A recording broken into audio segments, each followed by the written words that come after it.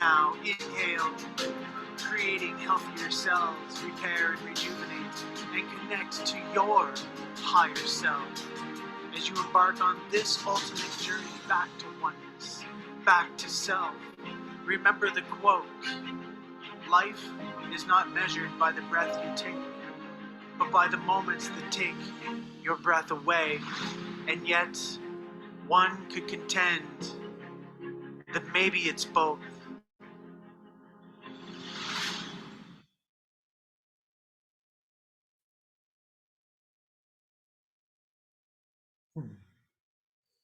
Okay.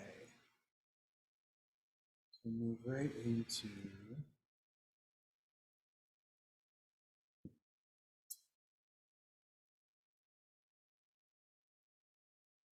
Lewis.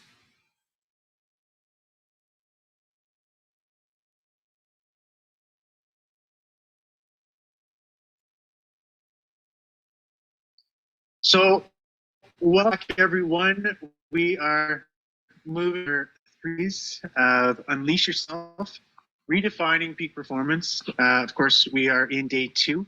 And today we're really talking about, activating and optimizing through disciplined practice, the mind, body, spirit aspects of the self, and what does that mean? Well, we've got all these amazing tools at our disposal: breath work, meditation, mindset, movement, different types, whether it's yoga or at the gym or, detoxification, nutrition. So we've got all these tools, but if we're not showing up for ourselves day in and day out with this disciplined practice, then, the tools are not being used properly. So, today we're really talking about how we can really begin to support ourselves to align the mind, body, spirit aspects of the self so that we really are able to create that new identity, that new personality, that new personal reality. And I'm so excited to have a dear brother, such a genius in his line of work. We've been kind of going back and forth for years. Good friends as well. Dan DeLewis, he's a performance coach, and today he's going to be talking about optimizing health and lifespan. So I'm really excited for this talk. Dan, welcome. Thank you so much for being here. Thanks, brother. Pleasure to be here, and thank you so much for this opportunity to talk about some pretty cool stuff. Yeah, share your man. Yeah. Just love for you to dive right in. I know we've talked a little bit about this, over the years. So, just how can our viewers really begin to optimize their health through this disciplined practice and create a longer, better lifespan for themselves? Yeah, I've been doing this about 18 years now.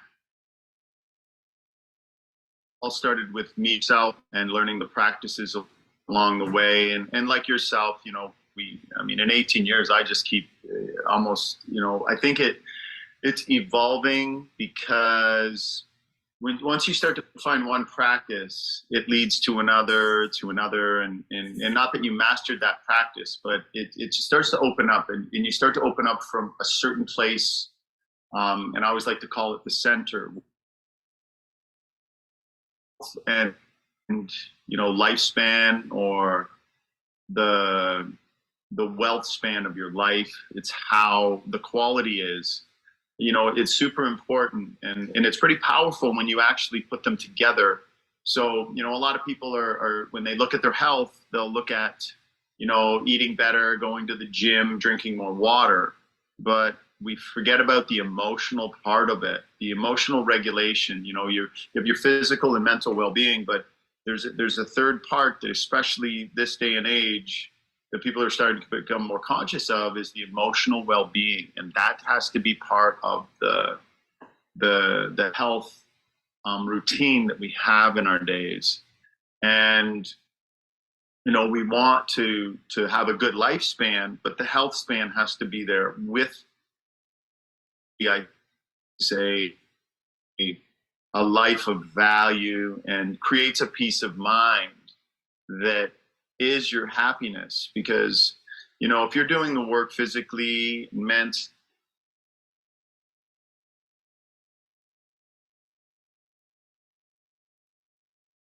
mindfulness to, still on your own terms. And I think that's what people, become really afraid of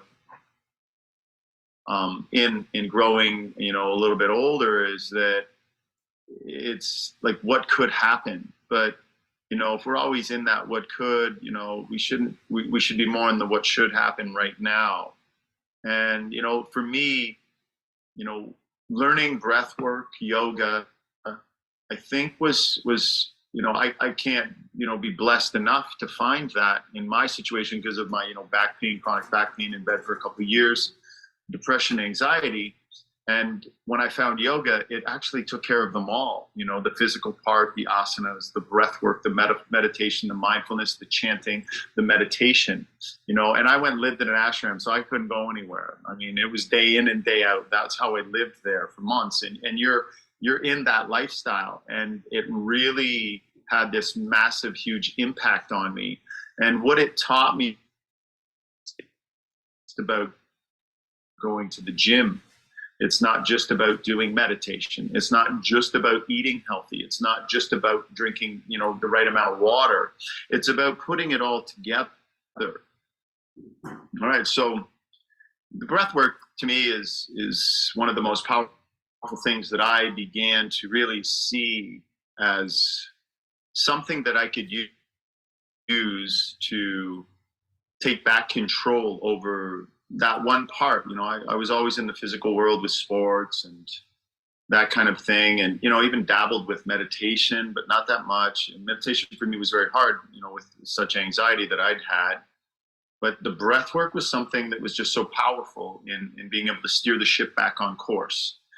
And, I was taught, at the ashram where I was studying that, there's all these facets that need to be looked at that are brought together that give us this health and wealth. So we look at health as wealth, and the peace of mind being the happiness. Because you can't sustain, buying a new car or getting this something, because you don't stay up there. Because if we try to stay up there, then we crash down here with this deficit. And then it was explained to me that, that emotional well-being is the peace of mind. It's straight across the board. This equanimous kind of thing that gives us the ability to self-regulate, that when something does happen that's bad and pulls us down, we're able to self-regulate, and we're able to come back up to that peace of mind state. And then when we're happy, it's great to be happy and live there, but we all must understand that, it's good to be there, but when we come back down to here, we're still happy. We're okay with it. And so there's this kind of formula that we need to put together in our own life, in our own routine, that gives us the ability to have the physical, mental, and emotional well-being. And I think that is a huge thing. Often we look at the physical part when we're younger, and then when we get long in the tooth a little bit older, that's when we start to realize that, let's not worry about so much stuff, but it's hard, especially at the beginning, when we're putting a lot of pressure on ourselves to perform. And for me, performance coaching, and if you want to, understand how you're feeling in this moment, I always say, look in the mirror, and how you slept is going to tell you when you look in the mirror. And if you look in the mirror going, oh, I don't want to go to work today. I just want to relax. I didn't want to get up. I just want to sleep. But, you've been given another day on this planet where a lot of people didn't wake up today. So, we should be more appreciative and have gratitude for what we have in this moment. And if we're looking in the mirror and we're not sleeping well, then that's the huge diagnostic right there, saying that there's either something wrong with the physical, the mental, or the emotional. And often these days, we're seeing a lot because of the emotional. But then once the emotional part, and we're feeling this almost downward spiral, and we're feeling depression and anxiety and all the pressures and the stresses of living in this modern day that's moving so fast, that'll affect the physical. We're not going to the gym as much. We're not going to the yoga class. We're not stretching. We're not doing these things that we know keeps the physical body. But the physical body is also connected to the mind. So that's a huge part of it also. And the ability to be able to sit quietly with ourselves is a huge part of being able to navigate in this world. because we need to kind of go back to center, and we need to be able to sit with the person that we're with all the time, and that's ourselves. And if we can't sit just for 5 minutes with ourselves quietly, that means you don't like the person you're with. And that's, again, another indication that maybe some changes really need to be made. So in the world of performance coaching, and I teach from the military to NHL athletes, to our Olympic athletes, to, just everyday people. The thing that I always like to look at is just a few things, self-awareness through some breathing can teach us absolutely huge things about who we are and what we need in this moment, but we're not listening. And if we can give ourselves a practice that kind of shows us where we are and where we need to be, and that's the breath work, because meditation sucks. And I tell everybody that, and I was forced to meditate, and I forced myself to meditate for hours a day until I was in control of this thing. And it was hard. Most people can't do that in this day and age. Things are moving way too fast. We're almost like we're stressing ourselves because we think we need to get so much done. If you ask a workaholic to sit quietly, and he's just going to sit there and look at his to-do list. And if you make him sit there too long, he wants to jump out the window. So can alter state of mind so quickly. And that's why it's become such a huge practice in self-regulatory wellness and for our emotional well-being, is because it can steer quickly how we feel. And we need to feel something other than just that fear-based mind thinking that we have in survival mode. So, I teach my clients that the ability to just be a little bit aware, and I think it really starts with the breath, because think about this. The breath is the first thing that you were given when you were brought out. That's the first muscle that you started to train, was the diaphragm, up and down as a baby, an infant. You came out in just seconds. And the nervous system is so clean, there's no programming. So the baby just breathes, the belly goes up and down, and your nervous system is perfect. The synovial fluid's moving up and down the spine. This peristalsis is just up and down. That diaphragm is massaging the organs. Everything's working perfect. Sympathetic, parasympathetic. Inhale, sympathetic. Exhale, parasympathetic. But we're in such a balance. So we have to think about, and to me, I always like to say, is that go back to the breath, the first thing that gave you control over your nervous system when you came out into this world. Mm-hmm. And it is one of the most powerful ways that you can go back as a child. Something you did perfectly was breathe. And around 6 or 7, if you're programming, switch that, and then we start to breathe up here. We start to breathe and use muscles like we're being chased back in the Sahara 10,000 years ago by a huge lion and tiger. That's how people are walking around this day and age. And I tell people, you don't have to do breathing and think consciously all day about your breath, but if you do a powerful breathing exercise once a day in the morning and start your day like that, you're setting the tone for the day, because powerful breathing exercises are strength training your nervous system and your brain. And it will help to regulate your nervous system and your breath for the day.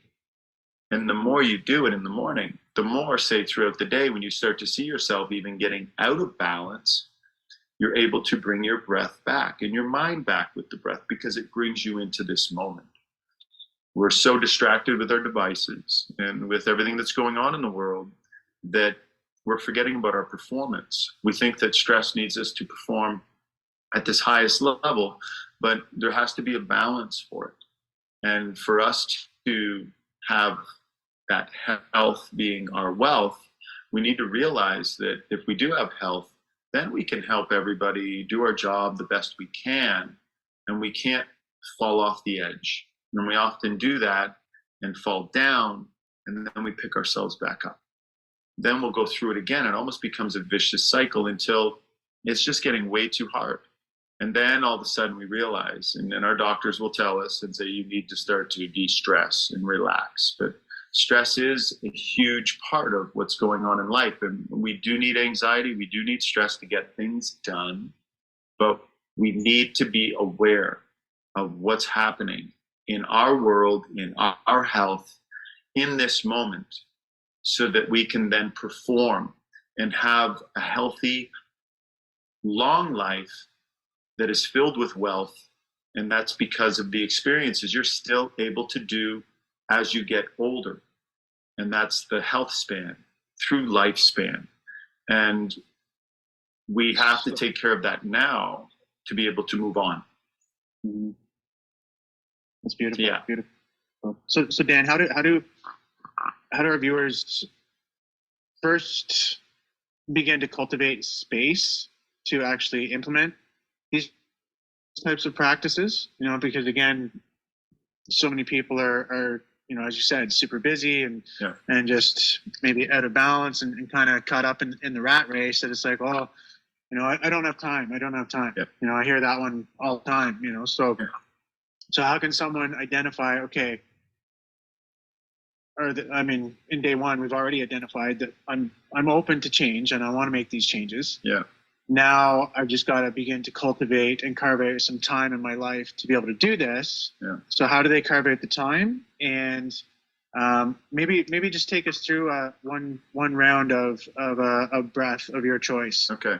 You know, and that'll leave our viewers with something to really you know, something to really, you know, yeah, definitely. So what we'll do is we'll just do a little 5-minute technique, and I believe the best way to do it is to start off with it. How you begin your day is very important. You're able to get some energy by doing this simple breath technique in the morning, but it only takes 5 minutes, and everybody's got 5 minutes. Don't tell me you don't have 5 minutes, even if you have to set the alarm 5 minutes earlier. And even if you don't want to do it, and I love this with people, is they don't want to do the breath work sometimes. But after 3 breaths, all of a sudden there's a thing that switches inside of us. Because if you do this for 5 minutes, everybody out there watching this, every morning when you get up, you do this one technique, I'll guarantee you that in 2 weeks, in a week, even tomorrow, you're doing it for 10. Then in a month, you're doing it for 20. Because when you leave the house, you feel different.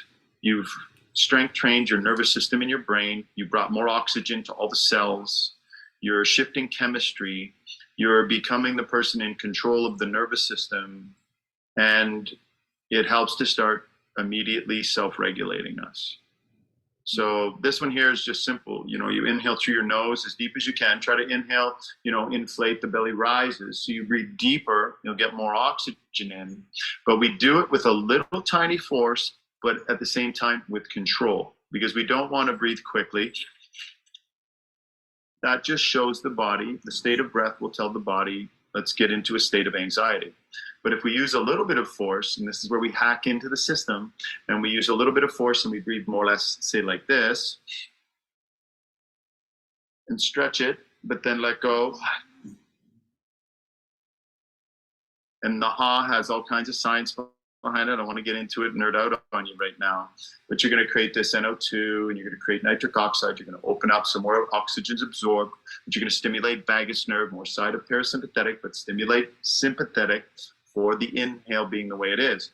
So it's almost like you're the alchemist, but you're also constructing the energy for the day and how you want to start that day. Okay, so everybody where you are, just, you know, sitting up tall, and just kind of relax your shoulders. And it's best to close your eyes, because the eyes take a lot of stimulation away from, you know, and distract your mind. So let's just begin here in exhale 3, exhale 2, exhale 1. And now through the nose with a little bit of force in. Then let go. In. Let go. In. Let go.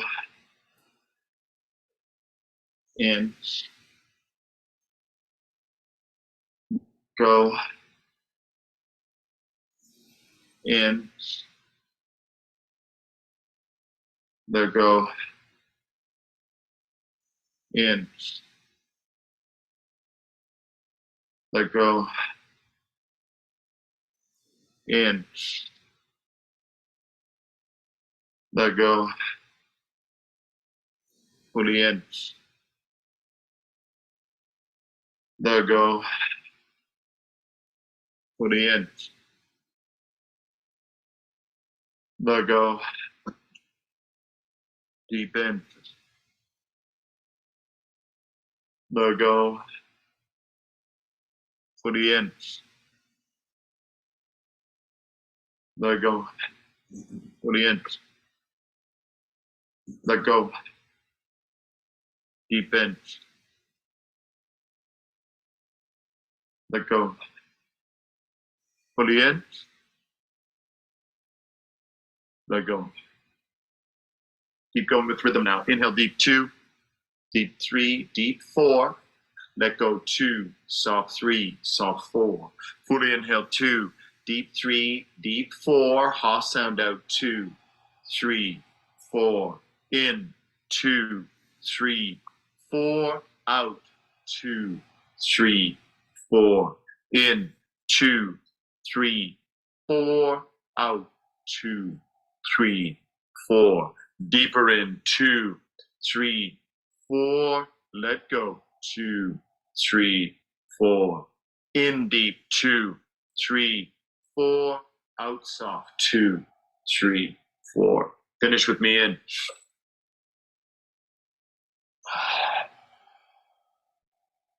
In.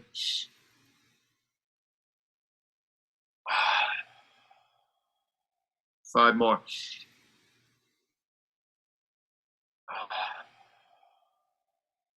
4.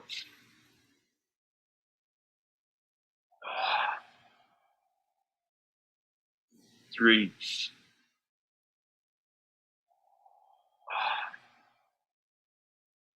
2.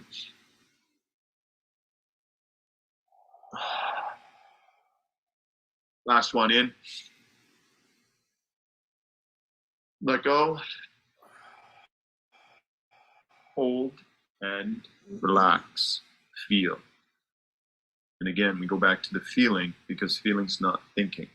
Holding the breath with the lungs empty slows down the human brain. Now I want you to feel. You've changed chemistry, shifted it. You're the alchemist now. Feeling fully charged, energized. Feeling the body without the mind stuff. It's static, the peripheral, the background noise is all fading away more and more, pushed away as it gets quieter at the center. Press pause on life now. Experience stillness and be inside. Now, if you have to breathe before I call the inhale, you can do a secret Himalayan technique we use as yogis. We inhale, exhale again with lungs empty, and stay floating in this beautiful, open space in the mind. Relax.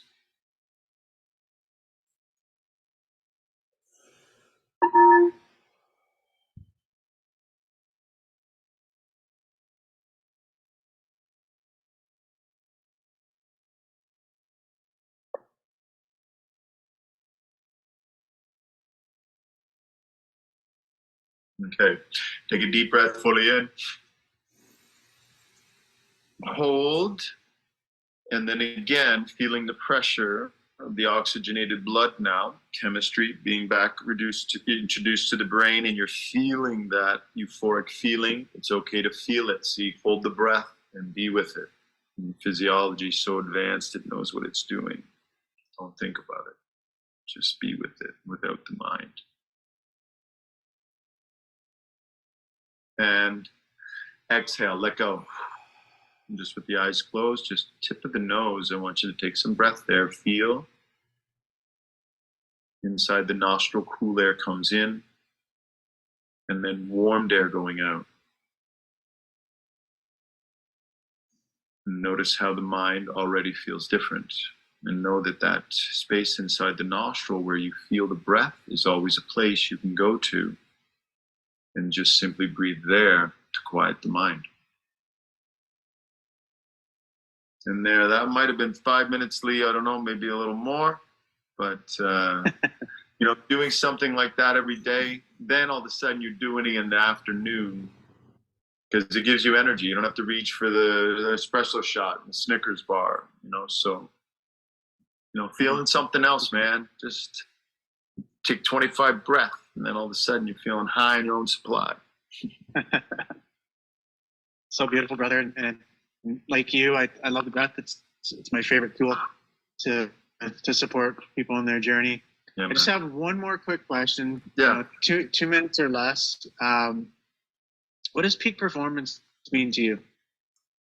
Peak performance. Okay, 2 minutes. Here we go. I'll try to keep on time here. So peak performance is, I believe, understanding and the awareness that you have physical, mental, and emotional states of being that need to be addressed each day in the morning, whether it's doing a HIIT training for 12 minutes, doing 20 minutes of yoga, sitting in a sauna, sitting quietly with the breath.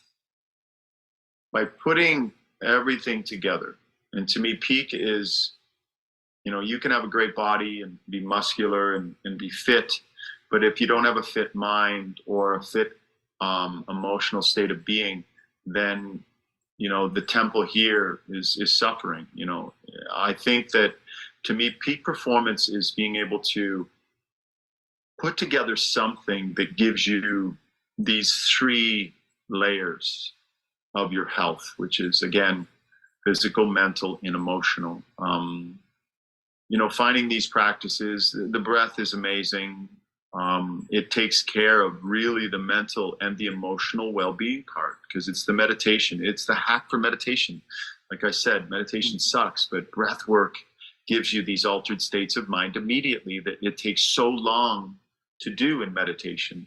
So, peak performance is take care of yourself and realize that, you can take care of everybody else, but if you're not looking after yourself, pretty soon you won't be able to take care of anybody. And it'll be very hard to even take care of yourself. So, that awareness, being able to self-regulate, be in the moment, realizing that success begins with happiness, and happiness doesn't come from success. The peace of mind, once you have that, then you'll be successful in everything in life, because once you're coming from the center, from the heart, from where your true source is, and this energy that you understand is sustainable, then, everything in life falls into place, and the, my old life, like you said, how I felt, that I look back at that and go, wow. But I also don't look back at it and say, oh my God, look at me. I look at how far I've come. And that is a lot of us need to do also, is that we can start any time, and our past is the measuring stick. And instead of looking back at it, feeling bad, even when somebody brings it up, look back at it and go, wow, look at how far I've come, because I've taken back control of physical, mental, and the emotional sides of who I am. So beautiful, so beautiful. That leads us to this place of balance, and what I like to think of as living a peak existence. Peak performance isn't just about one area of life. If we can bring that into every area, then we can truly live a peak existence. So yeah, Dan, thank you so much for your time, for your wisdom, for your energy. Again, I wish we could continue the conversation all day here, but for those who want to continue with you, how do they get a hold of you? Where can they find you? Tell us a little bit about what you're up to in the world, how you support others in their journey, and we'll make sure to connect people to you. Yeah, I have my center, but that's here in Rockville. But I do online classes. You can go. Actually, I'm a lot on the gram now, Instagram. Not too much though, but. What I'm doing is I'm there. They can see me there because I do a lot of my posts for motivational, inspirational talks, like kind of things we do here. I do reels and that. But the big thing I'm doing on Instagram, which is attracting a lot of attention, is the breath work that we do every weekend. And I sit down for about 30 minutes, teach breath, talk about anxiety and depression. I find that that's one of the hugest platforms right now. I've been very lucky to go viral on some stuff. So and I'm even creeping up on 100,000 followers on Instagram. So I really love watching that. People can find me there. I also do personal coaching. So I do it through Zoom and that with people. I love being able to reach people. I think that, technology's really given us that, that ability. You can do some live classes with me at my center, yoga, traditional, very Himalayan, always with breath work and that kind of thing. But you can also reach me and see me on the Instagram, Dan_DELUIS. And we call ourselves the Tribe of Weirdos. Dan, thanks so much. Super grateful to have you here. It's always an honor to be able to learn from you and have your support in this as well. And for all of our viewers. Okay, how was that breathing session? Little different than the experience yesterday, I imagine. How was that for everyone? Have a comment from Anita. My palms are buzzing with chi. Breath is magical. Yes, it is. Yes, it is. Any other experiences that want to be shared? Questions, anything like that, before we move into our next conversation? We're moving forward. We're getting through. Anything else? Going once, going twice? All right. Let's we'll keep chugging along. We're just about not quite 10 minutes behind, so we're actually doing pretty good with time. We've got Zoe Davenport and then Anders, and then we've got our live panel. So we're flowing. So Zoe's going to be talking about hacking creativity and productivity through stillness, and obviously the concept of stillness, of coming into greater present moment awareness, has been present throughout many of our conversations. And of course, the breath is a catalyst to that space. So it's feels really appropriate that is our next topic.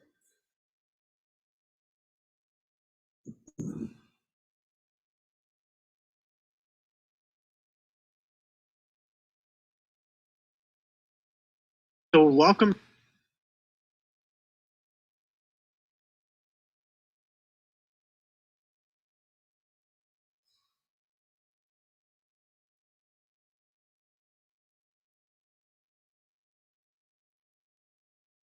Welcome back, everybody. We are moving our way through day 2, activating and optimizing the mind, body, spirit aspects of the self, or what I like to think of as really cultivating disciplined practice. We've started to put together a lot of the tools and things that we can do to optimize how we're feeling. And as we continue to implement these in our daily practice, in our daily routines, we begin to really align the mind, body, spirit aspects of who we are, and we begin to operate at a higher frequency, at a optimized version of ourselves. And I'm really excited to have our next speaker, Zoe Davenport. She's an Oracle speaker, modern mystic, and she's going to be talking today about hacking creativity and productivity through stillness. And stillness is one of my favorite topics, and being able to cultivate that space for yourself. So I can't wait to dive into this. Zoe, welcome, and thank you so much for being here. Thank you. Yay! So yeah, tell us about how we can really hack that creativity and productivity from the space of stillness. Okay, beautiful. Yeah, so I've been supporting others and working online and offline for the last 10 years around getting into the best optimum flow and alignment to source, to self, to spirit, and the byproduct of that being the best amount of creative expression that gets to run through an individual when they really are harmonized to themselves and their purpose. And it's just been such a love and joy of mine of helping people to understand at a deeper level what that actually feels like to create more through harmonizing to what they are here to embody, which sounds like a massive word salad, but I will unpack that in a way that makes more human makes more human sense. And we have, as humans, we have so much untapped potential, and desire, I feel, is how source expresses itself through the human vessel. And quite often we equate desire to, I desire a sports car or a big house or loads of money in the bank. But I work with individuals on a deeper level of desire, of creative expression. You know, how many of you know that you were here for something incredible on this earth, that you weren't just here to the night for the 9 to 5 job and to live for the weekend and pay your bills and buy a bigger house? And if you are here for that, then great, but maybe this summit isn't for you. Like, I'm talking to the individuals that they have this burning, deep knowing that they are hungry to be the best version that they can be, and that they're here to support others to be the best version that they can be in whatever capacity that is.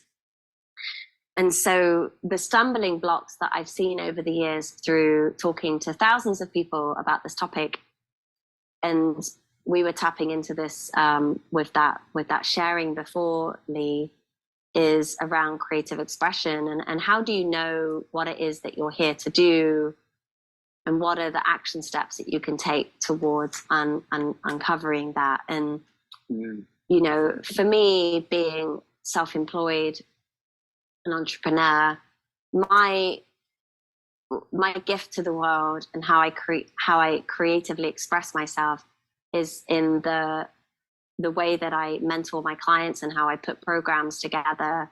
And you know, they've all had different kind of flavors and different names, but the intention has always been the same: to help people unlock their true potential within themselves, and to help give easy, digestible ways and tools and processes that actually work to access those parts of self. And a big part of that is understanding stillness and understanding how to cultivate stillness, because the mind always wants to equate creativity and productivity with busyness. And the world as a whole loves to be busy.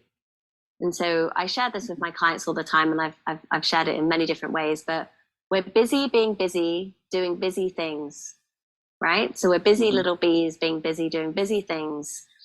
And very rarely do we create that spaciousness to actually stop and go, well, hang on a minute, is the things that I'm being busy, doing busy things, is that actually supporting the alignment? Is it actually supporting my nervous system? Is it actually supporting my body? Is it actually supporting others? Am I actually being in the most productive space that I could be? Or have I got myself into an endless to-do list and endless tasks and seeing that that's the way? And there are many people out there that are perfectly capable of working 20-hour days to be successful and to be productive and to be busy. And that's great. That's one way of showing up. I teach more about hacking reality at a quantum level. And you hack reality at a quantum level by understanding reality being as a unit of time and a unit of space.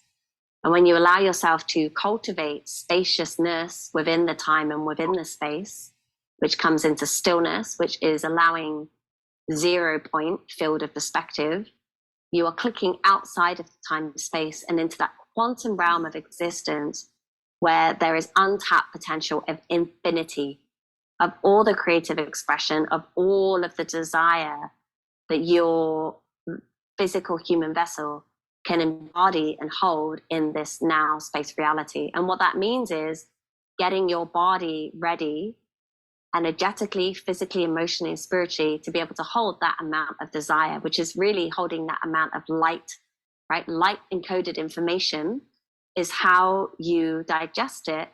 And that light encoded information has within it the downloads, the tools, the wisdom, the pearls of genius that gets to unlock through your beingness of stillness, and how you manifest and create that into the physical reality.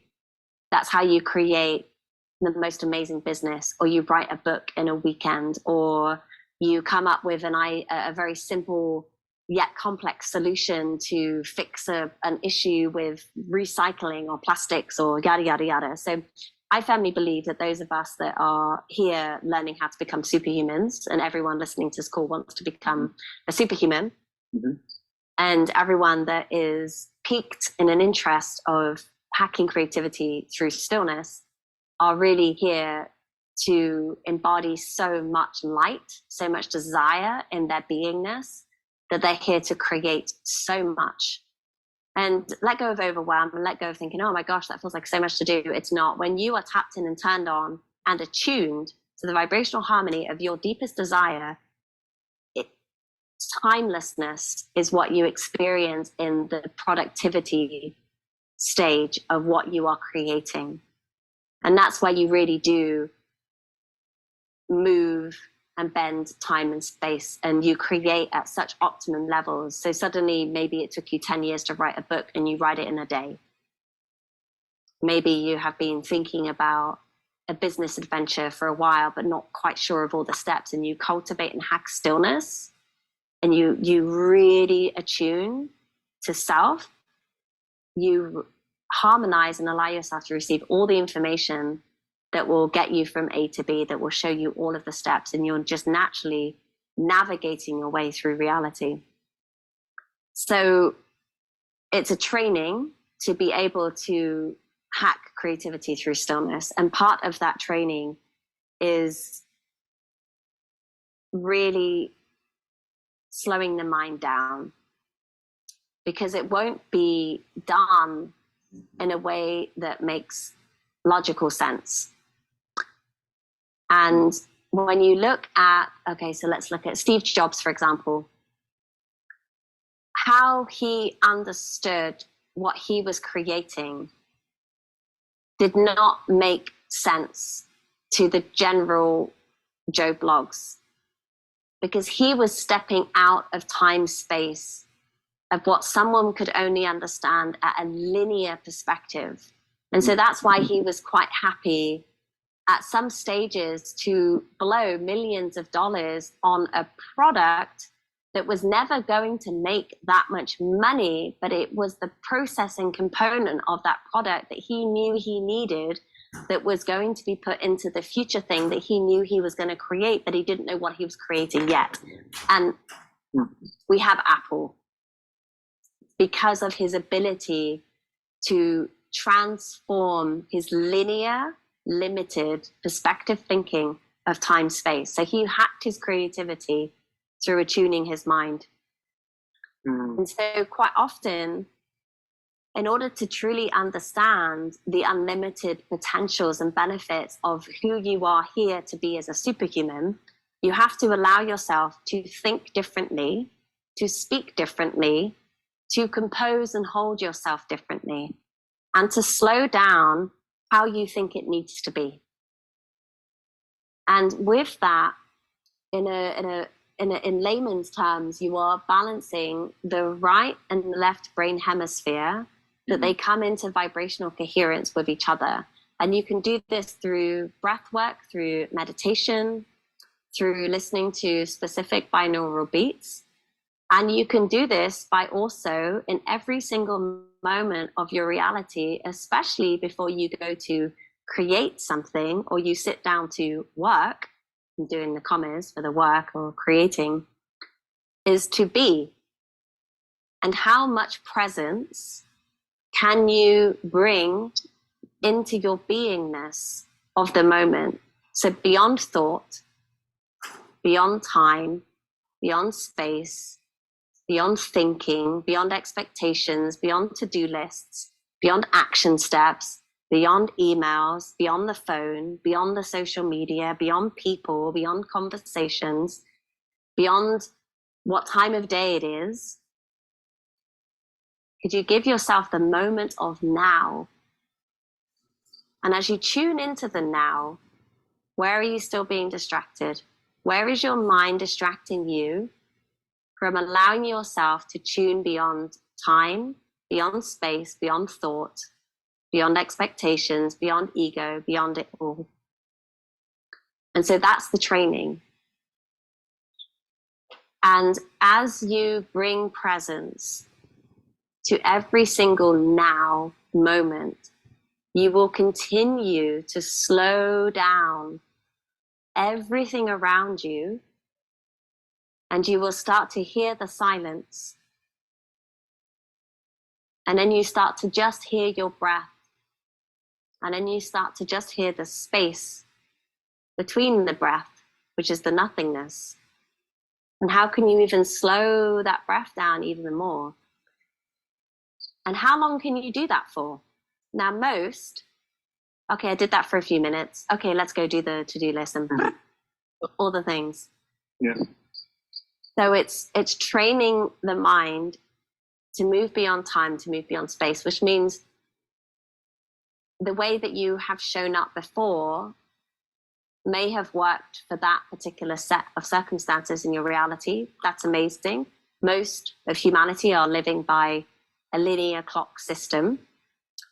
Whereas if you want to hack creativity beyond time and space, you want to be prepared to surprise yourself, to move beyond what you expect yourself to show up as on a day-to-day basis. So if you get woken up at 3 o'clock in the morning and you're feeling inspired, don't let your mind tell you, yeah, but I need to sleep. I need to be in bed right now. If you're waking up and you're feeling inspired, you get your notepad out or your laptop or whatever it is you need to do, or your big fuzzy pens or your big piece of paper, and you get creating. If you suddenly feel inspired, because inspired is in spirit. So it means spirit is in your body. You're in alignment to the spirit that is running through you. Don't stop at 5 o'clock because reality tells you that it's work. We're not here to work. We're here to create. So if there are days that you are inspired, there is no time, there is no space. Allow yourself the gift of that. And the obsession with that is what allows you to really expand and create so much beyond what you had ever thought you could have created before. And then on the days where you're not feeling inspired, you're not feeling in spirit, that's okay. Take a day off. Go outside, go into nature, sit, meditate, breathe, eat some food, read a silly book, connect to friends, connect to community. But in those moments where you're so still and you're so present and you feel that rumbling of knowingness of I could just sit here and write all day, or I could just sit here and create all day, do that and let go of any restrictions of time. Right? That's the difference between someone like Steve Jobs and the rest of humanity. What did he do differently? He hacked time and space because he let go of any constraints or constructs of how it needed to show up. There's quite a lot of information. There's always so much that wants to come through. It's beautiful. I love it. You know, and it's like taking all of our power and energy back that we're typically spend to perceiving our outside world through our senses, right? And we're giving it away to, you know, our kids and work and thinking about this person and that person and this thing, to being like, no, I'm going to actually shut all of that out, you know, and I'm going to, despite what my results are saying, or despite what my environment or my circumstances are saying, I'm going to take all that back, and I'm going to bring, as you said, more coherence to the mind, and I'm going to sit in that space, and then that's when the inspiration comes. I love this conversation. Yeah, but I'm going to also put another thing with that as well, is even when you're taking your kids to the school, how present can you become? Even when you are making dinner, how present and how cultivating to that moment can you step into? How can you cultivate each moment to be fully connected, fully present, fully embraced, and fully in your body? So that then it doesn't become this separation of this or that, Sure. right? And a lot of people battle with that, right? They say it in these terminologies of, oh, it's the how do I just live fully in 5D and not the 3D mundane world? And it's like, well, you're separating that. And so bring presence to every single thing that you're doing so that inspiration and creativity can run through you all day long. You don't have to just have a set, specific, controlled formula. Okay, this is my time where I'm going to be present and sit at my desk and create. No, do that all the time. All the time. How does one get to that? Practice. Okay. Which most of humanity don't want to do, and humans are lazy. I'm going to be clear. It's not easy. You have to work. You have to be obsessed with what it is that you want to create in your life. If you don't have obsession, just quit. Don't bother. Don't show up tomorrow. You failed day one. You have to be obsessed with learning how to do this. You have to be obsessed. And I'm sharing this before as well, where people that, how are you so connected? How do you know all this information? Like, how are you connected to these high realms of consciousness? I became obsessed. When I had my spiritual awakening, I was up till 3, 4, 5, 6 a.m. reading and learning information. I made this full time. I wasn't spiritual part-time, or occasionally I would pull an angel card and light some sage. This became my full-time obsession. I was obsessed with hacking the present moment. I was obsessed with learning about interdimensional realms of consciousness. I became obsessed with clearing all of my trauma and the rest of it as it continues.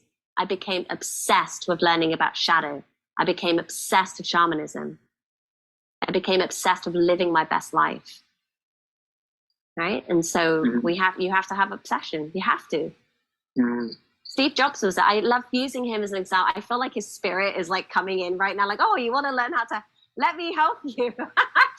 But he was obsessed with this concept that nobody cared about. And he got turned down. I think it was like 100 investors that he phoned and gave the opportunity to, and they all said no until that one person. He just needed one. Yeah. So you have to want to believe in yourself beyond who you have been up until that point. And you have to consciously choose in each moment that this is who you're going to be. In each moment, become present to who you consciously choose, who you are going to be in each moment. You consciously choose who you are going to be in each moment. You choose in each moment who you are consciously going to be, and you become that. So it's that repetition. And that's what most humans get lazy at. They do something for 5 minutes, right? You don't walk into a gym, do a few squats in the treadmill and expect to have dropped 50 pounds and have abs like Superman. No. In a year, maybe, if you're lucky. 5 years, more realistic. Yeah. It takes time. Become obsessed and let go. Give yourself patience and spaciousness with it. I love that. Develop a healthy obsession for the best life possible. Yeah. I love it. Zoe, anything else you want to share on this before we wrap? Okay. Let's see if anything else is wanting to come through.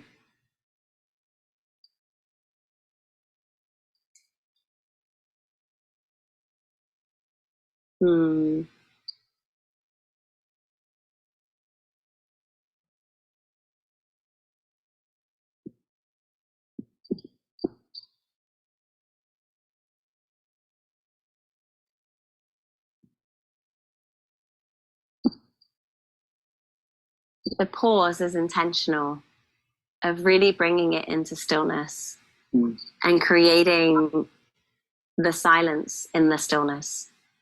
And that's another word salad, right? What do I mean by that? We have opportunities in each moment to create that, to create a pause, to take a moment to pause and to create silence, even when you are in a busy supermarket. Most of humanity is rushing through everything. And most of humanity are hitting their heads on doors, having accidents, getting super overwhelmed with life, right? And life is purposely, so specifically, masterfully engineered to bring you out of purpose and out of alignment and out of the present moment every single step. Whether you're sat in traffic or you're queuing at the supermarket or. And so you want to hack reality, hack your connection to time by being present to everything that you are doing, right? Imagine you're an alien in a physical vessel and you've just woken up and you're rediscovering life for the first time.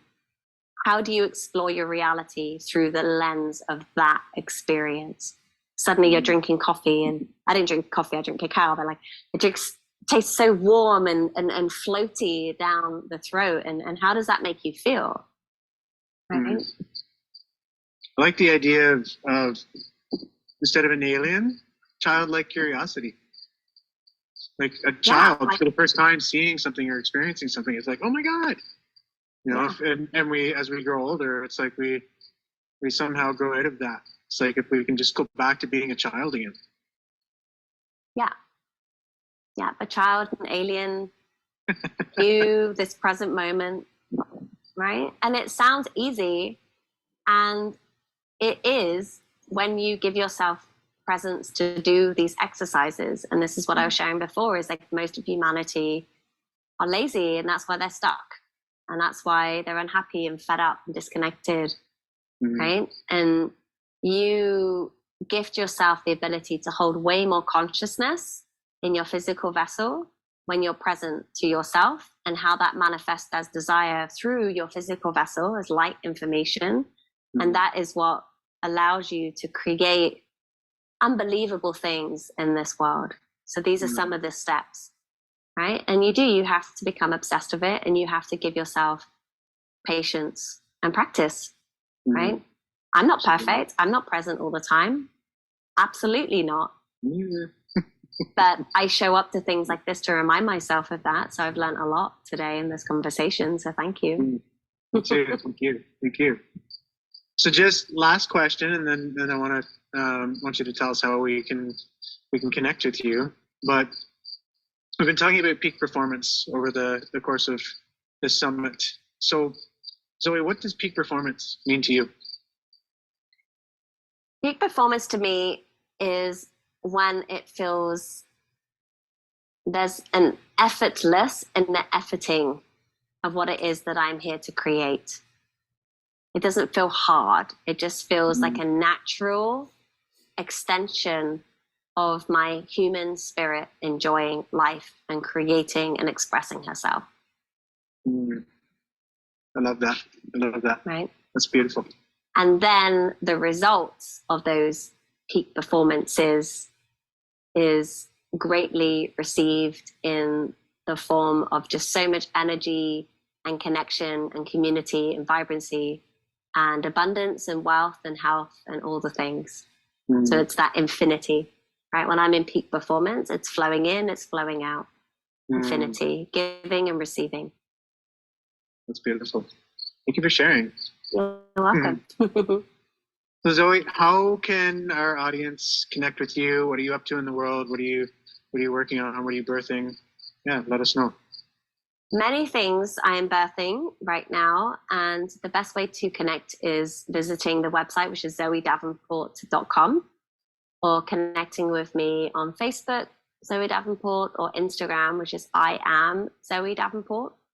And when you go to my website, it actually gives you an opportunity to download a 2-hour masterclass on working with diamond light frequencies to clear subconscious programming, which has had phenomenal feedback from a lot of people that have taken that course. So it's totally free for you when you sign up. And I am currently just planning into 2024 for some live in-person retreats in Glastonbury and Tulum, and some workshops and some online programs coming up in the next couple of months as well. So the best way to find out about that is to join the email list, and I send out energy updates once a week and don't bombard you with too many emails. That's beautiful. Thank you so much, Zoe, for being here, for sharing your energy, your genius, your time. Such an honor for me to have you here, and so grateful for you. So thank you so much. My pleasure, Lee. Thank you, everyone. Bye-bye. So welcome back, everybody. We are moving our...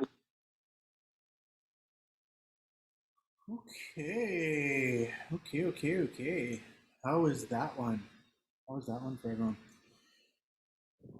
You got any comments? We had, so Lupika said in the chat, Zoe beautifully articulates how in the quiet spaces we transcend the limits of time and space, accessing an infinite wellspring of inspiration. Mm-hmm. I love that. Everything becomes possible when we find that stillness, when we come into the present moment, you know. And she a couple of things that Zoe shared, becoming obsessed. Again, it's I imagine it comes back to that question of, you know, who do you believe yourself to be, or who are you pretending to be? You know, and again, if we're pretending to be, you know, tired or old or out of shape or, you know, that sort of thing. And again, this is what we focus on, right? So I have a loved one who's always saying how scared she is, how her legs don't work, how, you know, this doesn't work, and it becomes a self-fulfilling prophecy, you know. So so what's that self-talk, you know? And it reminds me of, you know, Matt was sharing about visualization. It reminds me of a study that was done. Not sure when it was done, but it was a bunch of, you know, 90-something-year-old men, and for, I believe it was 2 weeks, they pretended to be 20 years younger, and they did all these measurements and tests and all these things. And I mean, they you know, had magazines and, you know, different things around that they were able to use that they had 20 years ago. And after 2 weeks, they're like, all of these measurements, you know, some were playing touch football without their canes again and walking without their canes. And I think their heights improved and their finger lengths improved. And, you know, just all of this stuff kind of started to come back online for them, just because of what they were thinking about, just because of what they were tuning into for 2 weeks.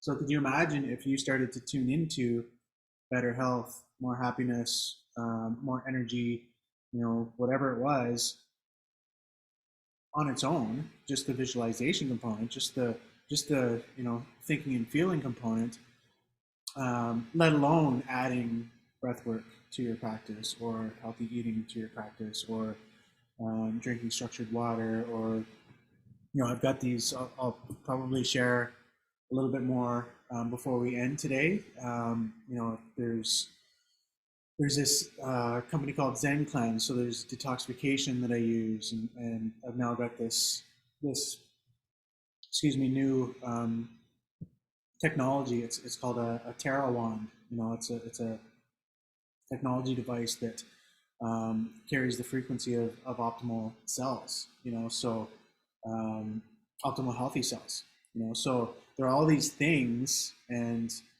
practices and technologies and things that we can use that, you know, combined with our internal technologies, the breath and the power of our mind, and all the stuff that we can really leverage to, you know, take ourselves into the new imagination, you know, the new belief of, and maybe more of a remembrance of, you know, who we truly are and what we're truly capable of.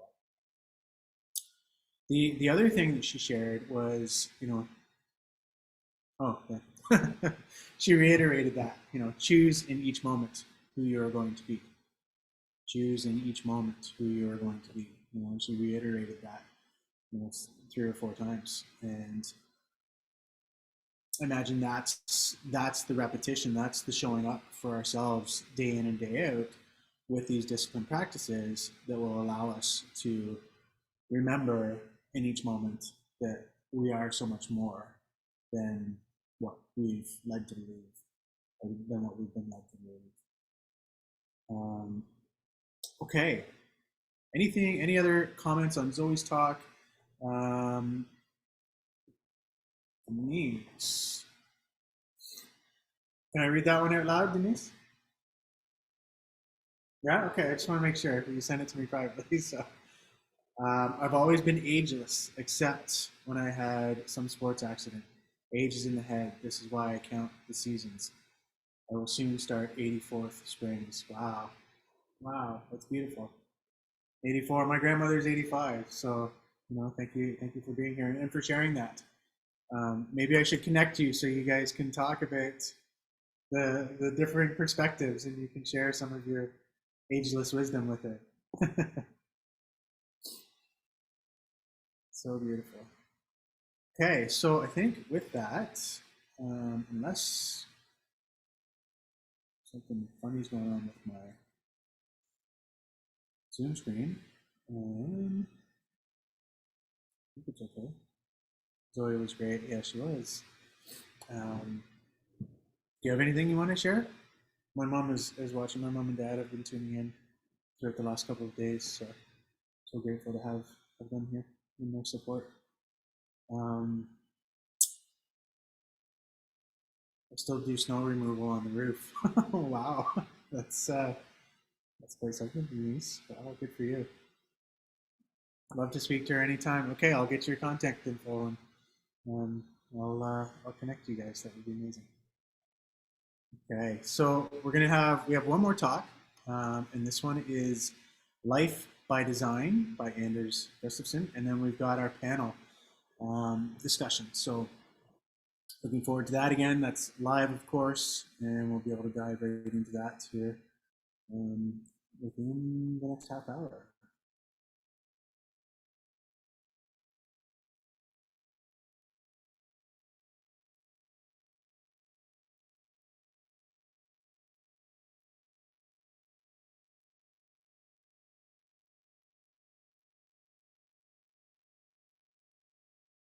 So welcome back, everybody.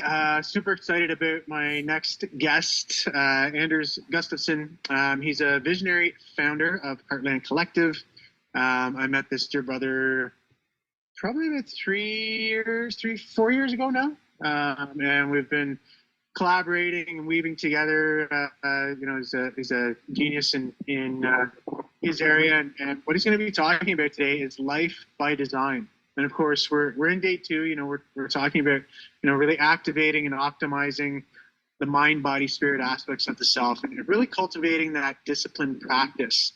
And this idea of creating a life, or the art of living well, and what that actually looks like. So, Anders, thank you so much for joining us, and I can't wait for you to share, as I know you've been stewarding Heartland for the last number of years, and just you're doing it, so super excited to have you on, and just for you to share how people can really move into this idea, this paradigm of creating their own life and living it by their own design. Yeah, well, thank you so much for having me again. It's a blast chatting with you, and thanks for your friendship and all that, what you do, the breath work I've learned through your channel has been some of the most powerful breath work that I've ever experienced. And I'm really happy about this opportunity for you, and this opportunity for me, and this opportunity for all of these folks that are joining us today, because I think that hearing these stories is going to be just a beautiful journey, a beautiful opportunity for people to truly dive in to these different stages. And life by design is a journey. It is an amazing, amazing, amazing journey. And I was I rolled into it. I rolled myself into it. I like picked myself off the ground to after lots and lots of failures, and just really had to explore and really had to think, deeply about why I was doing what I was doing, and what it was that I wanted to be doing, and how, I could best get there, and then how to ensure that just by getting there, I'm going to be also in service to, so many other people through, being at this frequency. I think that flow state, and flow state has a lot to do with purpose for me. And I have this, I have this curiosity of, and this game that I'm playing, which I think a lot of other people are playing as well.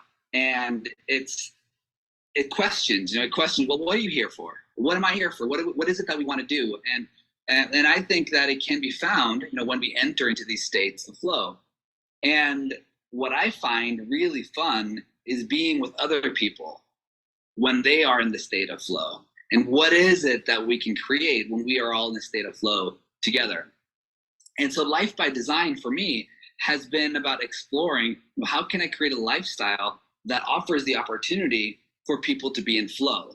Because like I said, mentioned before, my life purpose is activating life purpose in other people, helping people explore and activate life purpose within themselves. And so, so creating a life by design really comes back to your own personal values, and really exploring, what those personal values are. And once again, I mentioned, my personal values, are connection, fun, play, creativity, joy, experience, and harmony, and then exploring the different areas of life, family, work, relationships, health, leisure activities, and I think a Life by Design can be a really fun, creative process, for people to start writing about and start exploring for themselves. And to me, this definitely doesn't happen overnight. It is definitely not something, unless you have a huge amount of money and you can just, use all of that money in the most creative, artistic way and just paint your life exactly like how you want it. That's great. That I didn't have that. And I started off 10 years ago when I realized this vision of what I wanted to do, which was, to create this place of fun, of creativity, of imagination, and of a place where people could gather and come together and learn together, and retreat, have personal retreats so they can explore their own life purpose, and so part of my design, once again, because my purpose in life was to activate life purpose in others, part of my design of doing that was then to leverage land to support me in that purpose, because it's not for me. I didn't want to be a coach. I didn't want to be a coach that talked to individuals all day long. That wasn't my design, but I wanted to help people in that way. And so I then, at 5 years old, for example, just going way back, I got caught with a hammer on an airplane, which I wasn't allowed to bring when I flew over to America for the first time. And so I was always building stuff. I was always creating things. And so my Life by Design was creating a place that I could leverage to support me in this purpose that I have. And so I kind of went, so the purpose is the top level. And then, I explored family, how would my life be designed in order to support my family or the family that I want to have? And that's going to be different for everybody. And then the work, the work is a big deal. And how far do you want to go to work? How much of your life do you want to spend in your car versus actually doing the work? And what is the work? What is fulfilling to you? Which comes back into the whole purpose. Relationships, how much time do you want to spend with your friends, and how far away from your friends do you want to be? Do you want to live with your friends? How many friends do you want to live with? Do you not want to live with your friends? There's so many different questions to ask yourself, their health, like how much do you value your health? How do you need to be close to a gym, or can you have a gym? Do you have enough, motivation to work out, or for me, I don't like going to gyms, like for me, I know that I don't have the best discipline in working out as much as I want to. So knowing that, like I designed in building and designed in creating and designed in that my schedule includes swinging a hammer. My schedule includes like hauling wood. My schedule includes like painting and staining and, building and doing this for a small part of the day, so that then I could do another thing, which, we talked a lot about in permaculture, which is stacking functions. And function stacking means that, when you can do one thing, and then that delivers positive results on various different levels, that's very, very good. So for example, for me, like I said, I didn't like to go to the gym, but I love to build. And when I build, I get to create new things for my land, which gets to also inspire other people that are there, which gets to offer a teaching and educational opportunity for me to the volunteers that we have working there. And it gets to, last for a really long time. And it gets to help, the retreat make more money, because the more buildings we create, the better it is. There's all of these, and once again, I get to work out, right? So all of these function stacking elements are a really big part of lifestyle by design. And leisurely activities, like how much fun do you want to have? How do you want to go on vacations all the time? And if you and do you want to travel all the time? Do you love to travel? Do you not love to travel? Just thinking about this. And for me, I really enjoy creating experiences, and I like to be around. I like to have really fun experiences close by me. So once again, creating this retreat center was a really, really great way to have leisurely activities right here. So instead of going to yoga, we have yoga teachers that come to us. Instead of going to festivals in different places, we have festivals that are created on our land sometimes when we want them to. And then we get to decide the hours, and we get to decide, so many different things, and we get paid for it. So there's like these different levels of design that goes into all of these things, which are created, once again, like by design. So that comes back to the leisurely activities that you want to have. And I think another thing I'd love to touch upon is permaculture. For those of you that don't know what permaculture is that permaculture is like permanent culture. And usually people talk about permaculture with regard to growing a garden, or there's also something called social permaculture, where the principles of permaculture are used to help social causes and help communities and help different things like that.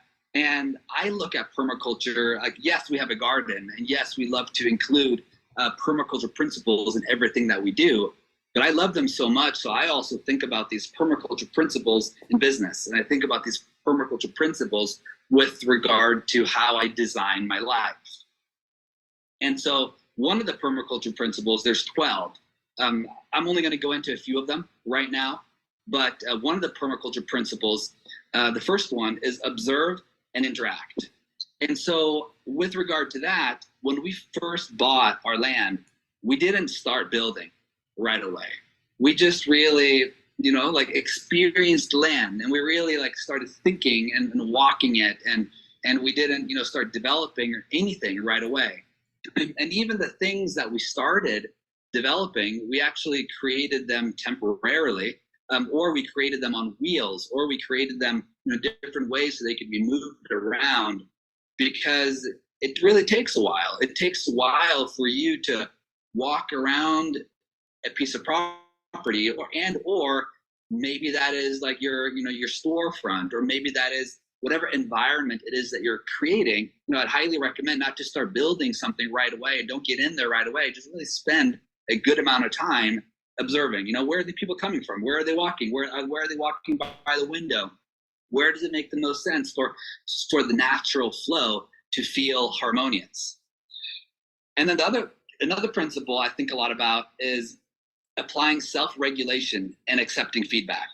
You see, in your life and in your vision and in your business, it's vital that it is harmonious to everybody, you know, and if you want to build such a way where a lot of people appreciate, it also has to be enjoyable, you know, by everybody. So that comes into the business structure that you choose, and that comes into how you're managing your staff and how you're managing your employees, and how much feedback, you know, you're really like accepting from the people that are there, and self-regulating yourself, you know, because it's being when you're a visionary, it's really easy to just really run forward as fast as you can, but taking a step back and just applying some self-regulation and really accepting feedback from everybody and encouraging feedback from your team is going to be really, really helpful. And all of this stuff, and all the things that I'm talking about, should really always be tracked back to your personal values and to the things that you really want to do within your purpose, family, work, relationships, health, leisurely activities. And then another principle I think a lot about is designing from patterns to details. And so by that, I mean, you look at the patterns of nature. You look at what the patterns of nature are doing, and you take notes. You know, for example, I love ants. I love ants so much, and I love bees so much because the way that they work together is super fascinating and really, really inspiring. The strength, you know, like that the ants have, the way that they work together, and looking at these systems of nature and the way that these insects and animals and like how they exist can truly teach us so much, you know, about what it is that we're doing. And I don't know exactly how that would apply to various other businesses out there, and I'm positive that you can make these metaphors work, you know, for all of these businesses. And this all comes back to the jungle, right? This comes back, if you want to create a thriving environment, if you want to create a business that is great for all and truly beneficial for all the different organisms, all the different people, all the different, you know, like animals that come through, and everything in your business, the plants that you're growing in your store and all of these things, if you make that environment truly, truly spectacular, it's going to want to be fed. You know, it's going to want to be fed through people coming in there, through people about the experience, to people sharing about how that feels to come into your place of business. So looking at those nature patterns, and then from there, just starting to work on it. Next thing, which I mentioned before, but I want to touch upon it again because I love it so much. This is the concept of function stacking. And function stacking is so fun because it takes no more work from you, but the benefits are exponential. And so let's see if I can give you one example of function stacking. So for me, for example, with regard to leisurely activities, you know, like what I love to go to concerts, right?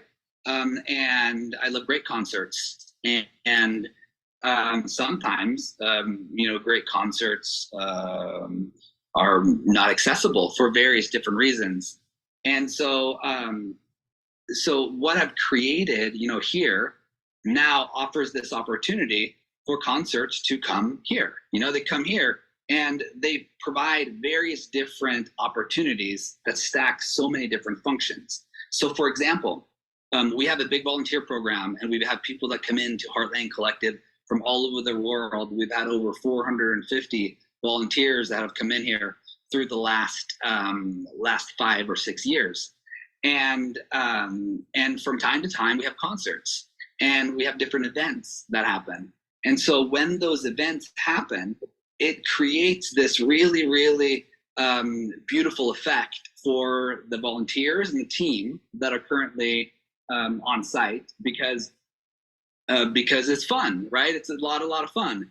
And so leading up to that event, everybody's really excited and everybody is working really, really hard to complete the next project, to complete the next stage, or complete the next environment for everybody else to enjoy.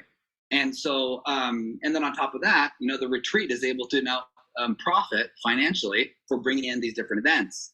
And then other function, of course, is that I get to have this concert, that I want to do. So instead of going outside to have this concert, to pay for this concert, this system that I've designed and created can now bring a concert in and also apply all of these other benefits, which is a great example of function stacking. And let's see. I think another beautiful example of function stacking, which I think anybody can jump into, is adding more beauty and adding more art. If you add more beauty and art to your place of business, it will, it just raises the energy of the place. It raises the vibe. It brings in more creativity, and with the art and with the creativity that gets, I think, added to the frequency and added to the space, people are going to feel more open and more excited and more inspired to contribute and to be creative with everybody else. And the results of those things, I think, are exponentially good. So, I'll leave it at that. And I'm, just excited to cover anything else or answer any other questions you got, Lee. Yeah, that's amazing, brother. And two things. I mean, there's so much wisdom in all of that. Two things I would really want to kind of point out to our viewers is the setting yourself up for success. Really being able to ask yourself the questions and ponder each of the areas of life, so that you are, bringing more balance and more wholeness to everything that you're doing. Whereas, I think traditionally this idea of peak performance, we've been kind of programmed that, I'm gonna sacrifice, everything else. I'm gonna sacrifice my health, my relationships, everything to maybe make money, and I'm gonna chase that. You mentioned earlier about kind of chasing this carrot dangling in front of you, and I think so many of us get kind of pre-programmed into chasing that carrot, So, but how do you bring more balance and more focus to the other areas of your life? Well, you separate them and you ponder each one and you ask yourself the questions. So, I really love that super, super simple concept. And then, this idea of stacking, and I didn't really know it was called that, but that's something I do in my life. Like, if I'm getting groceries, I'll do breath work. It's like, why just do one thing when you can, or like combining breath work and meditation and, and tonal activations. It's like, if you can exponentially increase your, like, the impact that something is making, or that you're having on your health or whatever it is that you're doing by stacking things. And I think you can really create more efficiency and effectiveness as well. So I love both of those things.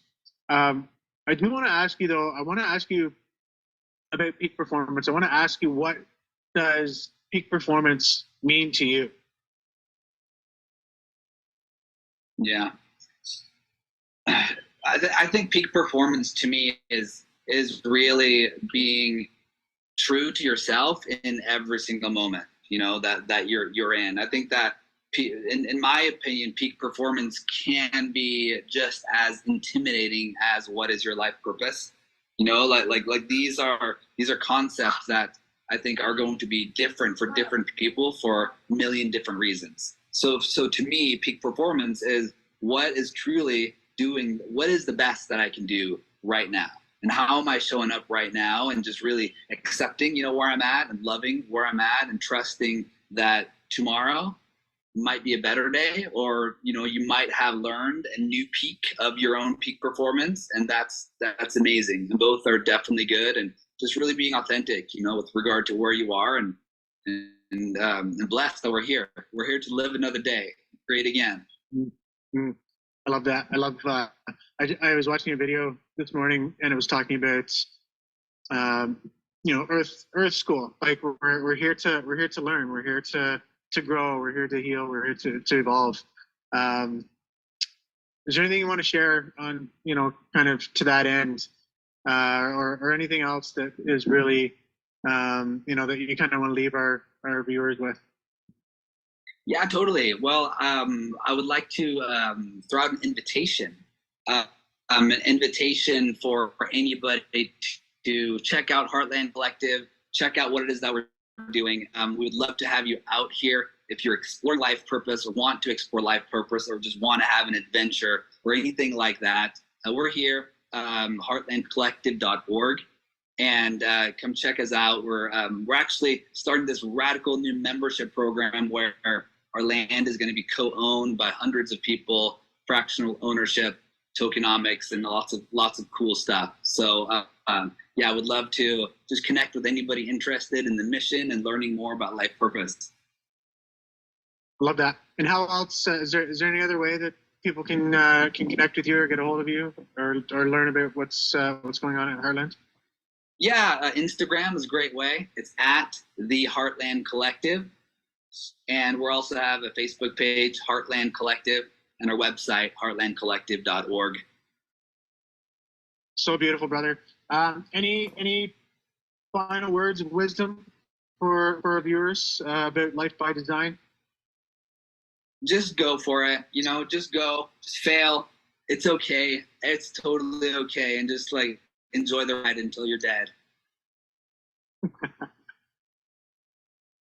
I love it, brother. Always an element of playfulness and so much wisdom and genius and everything that you shared today. So thank you so much for taking your time and energy and being here and just sharing what you're up to in the world. It's I'm super grateful to have you here and to have you as a brother and friend and business partner and all the things that we're doing together. It's such an honor for me, bro. So thank you so much. Damn, excited about. Whew. Okay. Beautiful. I've been. Oh, there's Marcos. Okay, so I've been troubleshooting behind the scenes here for most of that last talk, folks. So, just bear with me 2 seconds. I'm going to rename a brother here.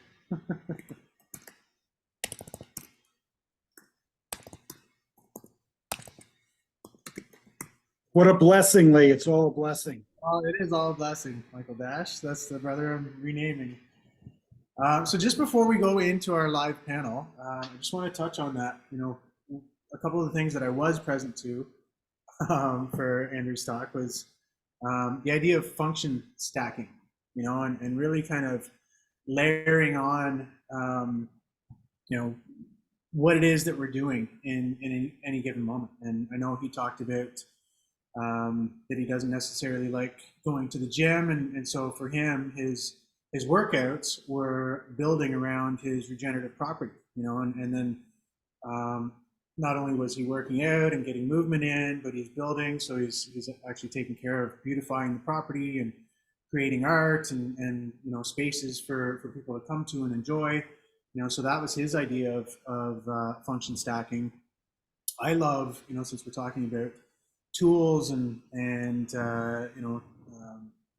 tending to the self, I love the idea of merging things like breath work and meditation and tonal activations, or like we talked about after the last session, merging our visualization practice with movement, and just how much more powerful that can be when we do, as Andrew's called it, function stacking. So just wondering what, if anything, came up for anybody. Any questions on that? Anything you want to talk about before we move into our live panel for the finalization of day number 2?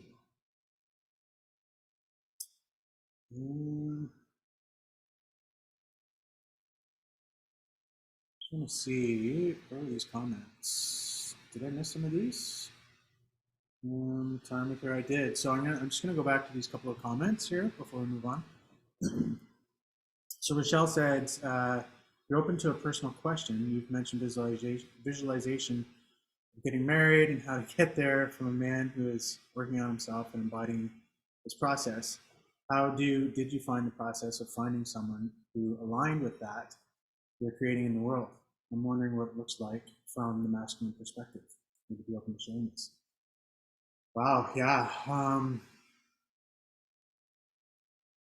still working on it, and my imagination is that she will show up when I'm fully ready, and so for me, just continuing to work on myself and make sure that I'm in alignment and in like the mind, body, spirit aspects of who I am, and something Marco shared earlier is really being in integrity, and I imagine that when I'm in that place of the fullest integrity and showing up as the fullest version of me with the mind, body, spirit aspects of who I am in total alignment, and that's when my reflection, my beloved, will show up. And I imagine she's close, but she hasn't shown up quite in the physical yet. So I don't know if that answers your question or not. Great question. One more. So I notice an oscillation between limited thinking about there being not many aligned men in my area. Okay, this is kind of a part two. And there only needs to be one I connect with. I need to focus on self-love and being authentic to myself, my process, meeting people in the process of doing and being where I light up. Absolutely. So that was, you read my mind before I even thought of it. So perfect. That's the one consciousness. And then Lipika, his passion for creating a life in harmony with his values and nature's wisdom is inspiring and reminds me to embrace balance and infuse my surroundings with beauty and creativity. Yeah, and that's one thing that Andrews really spoke to, and that I really enjoyed about his talk was creating that beauty, and I also imagine it's this is something I fall into when I travel so often is sometimes I'll opt for a maybe a cheaper location that isn't as beautiful and inspiring. So truly our surroundings will add to our level of creativity and inspiration.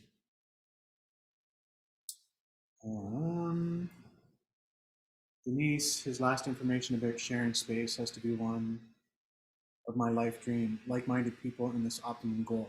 Also added 2 spaces to our house, designed it, and helped constructing it. It's amazing. So I love this, Denise. You're such an inspiration. Denise is 84 years young, or will be 84 years young, and still shoveling snow off of her roof and helping to design and construct her spaces. So just such a beautiful inspiration. She's there moving. I love it. Beautiful, beautiful, amazing. Okay, so if there is nothing else, any other comments, questions, concerns? Okay, so let's just take a couple of breaths and just shake it out. It's been a long 2 days, a lot of information. Thank you all for being here and for continuing to share your time and your presence. I'm super excited. So we are going to drop in with our dream team again. Excuse me, and we're going to be talking about overcoming the struggles and obstacles, and the empowering tools and habits that we're able to use that have really allowed us to cultivate and really master the art of living well. And that's kind of where we'll start this. So we've got Brother Michael Dash, Brother Marcos Mendoza, and I'm just double checking. Did Fern Marie pop in? Is Fern Marie here? I don't see Yes. her on the screen. Okay, beautiful. So everybody's here. So I'd love to just go around the horn first and hear from each of you. Just give a quick little introduction. Who you are, where you are, what you're up to in the world, anything that feels relevant to share. Maybe we'll start with on my left, Marcos. Hello, everybody. So good to be back inside this container. I want to play a game. Let's see if we can gamify an act of acknowledgement. So if we can get Denise, Cheryl, Rochelle, Annie, Fern Marie, Michael, Anita, Michael Kulas, Chithra, Darla, Cosmic Light, Eva, Nikita, Ashley, and Lapika, all to come on and show your faces, that'll be an acknowledgement, almost like a round of applause for Lee Davey and for the entire collective team that has organized this entire summit, just as an act of appreciation. Maybe we can all just show our faces and just as an act of, hey, I'm here, I'm with you, I see you. It's not mandatory. It's obviously an invitation. Fino, I call it. Feel invited, not obligated. It's a Fino offer. But definitely wanted to send an acknowledgement to you, Lee. Thank you so much for everything that you've done. Thank you for the growing pains in preparing and troubleshooting and managing and leading and in practicing patience as you've learned how to navigate this whole tech thing, which is quite a lot with over 800 people registered for this. So I just wanted to start off by acknowledging you for that, because I see you and I receive you, and I'm very grateful for what you've done here. Thank you, brother. I'm working on receiving, so I'll receive that with so much gratitude and love. Thank you. You're welcome. So my name is Marcos. I got to speak today around 10:30 this morning. I spoke on something that I like to call the heart's compass, which is essentially it's a manifestation formula for becoming embodied. And it was a really powerful talk. I really enjoyed it. And we got to do some really good, really fulfilling, let's call it like brainstorming after the conversation. So it was a really great session. I consider myself a few things. A consultant for one. I consult small business owners. I'm also an entrepreneur, which is essentially an entrepreneur that uses his creativity to create and innovate the living that he's manifested. I'm an artist at heart, play the piano, lyricist, 4-time public speaking champion, prior teacher at the Think and Grow Rich Institute. And and I have an agency called Coachable that essentially I've turned into a company college, which is a really cool initiative. My specialty is in teaching integrity. So that's my main thing, is anything that's missing with regards to like your business or in your personal life, anything that's missing, it usually has to do with restoring integrity in your life. So if your business, for example, your business's bank balance is not where you want it to be, there's probably a missing integrity that has to be restored in your personal life to match the missing integrity that is in your business as well. So I specialize in integrity. I consider myself to be a artist. And I don't know, man, I'm having a really good time simply just being the embodiment of all that I possibly can be. So that's a little bit about me. Can we see your face, Marcus? Yeah, I've been here the whole time. Oh, Hello. I don't see, actually, I don't see your camera on. I can't see anybody either. How do I do that? So if you click on gallery, you should be able to see me and Lee. Like I only see Lee and myself. Oh, I only see Lee and myself. Oh my God. And I only see Lee and myself. There's a lot of Lee here. Oh, on the upper right-hand corner, does everyone have the ability to... The gallery. Yeah, the gallery view, it only shows you and me. So when I requested as an invitation for all of you guys to come on camera, how many people actually came on camera? I've been on camera. Yeah, I think you have to go. Rochelle Williams is writing in the chat to go make it co-hosting. So you've got a setting present for only co-hosts to have video present. Ah. Oh. So Lee, that would be you. Where do I go into my camera settings? So you go into participants. Still learning, eh? Participants. Okay. No, it won't be on participants. It'll be under video settings. Settings, okay. I've got hide non-video participants. Was that Fern Marie that spoke up asking me to get on camera? Yes. Yeah. She was probably like, dude, like, why aren't you on camera? You're inviting us to get on camera. I imagine that you just didn't notice. That's so funny. Always show video preview. Stop my video when joining. Always display participant name on their videos. I don't know what to do. Got a setting present for only co-hosts to have video present. If you make me a co-host, maybe I can troubleshoot with you at the same time. Should I just make everybody co-host? Yeah, I think if everybody is co-host, we can see everybody.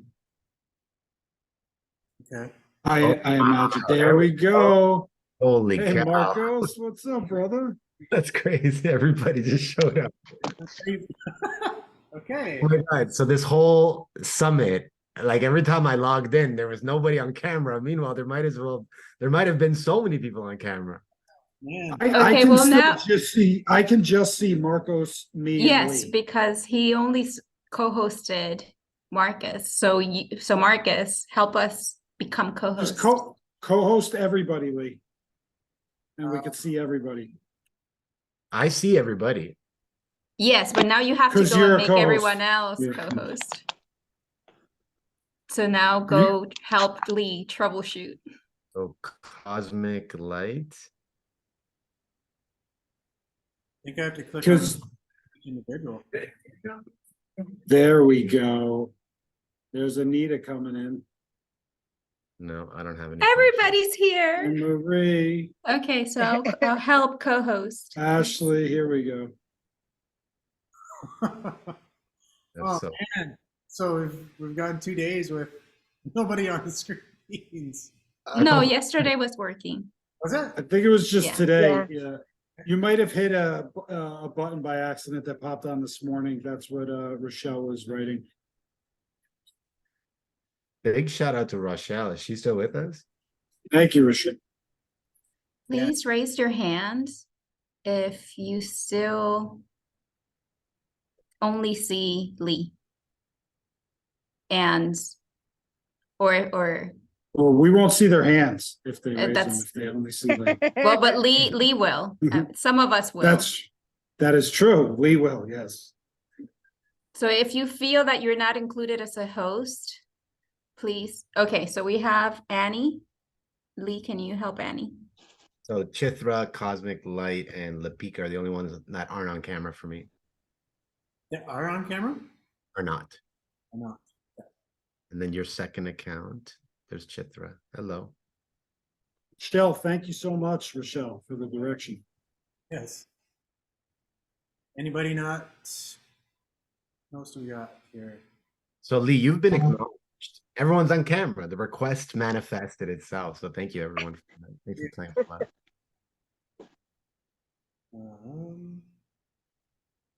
While you troubleshoot that, maybe we can get Fern Marie and Michael's introductions. Yeah. Thank you. You're welcome. Ladies first. Thank you. My name is Fern Marie. I'm a former physicist, engineer, and dancer. I was a mom when I was 16, and so life gifted me an opportunity to do a bunch of things early on in my life. And about 6 years ago, it's almost 7 years ago, I had what I call a spiritual awakening that helped me see why I wanted to understand the universe, why I wanted to study physics and engineering, to leave this planet. And I've been in the journey of healing and introspection and meditation. And today I focus on helping others through integrating what it is like to come back to the core of yourself. And I focus on teaching mindfulness and A Course in Miracles.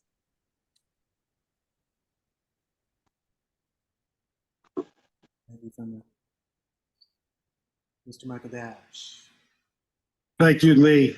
My name is Michael Dash. I am an entrepreneur. I am a recovering addict.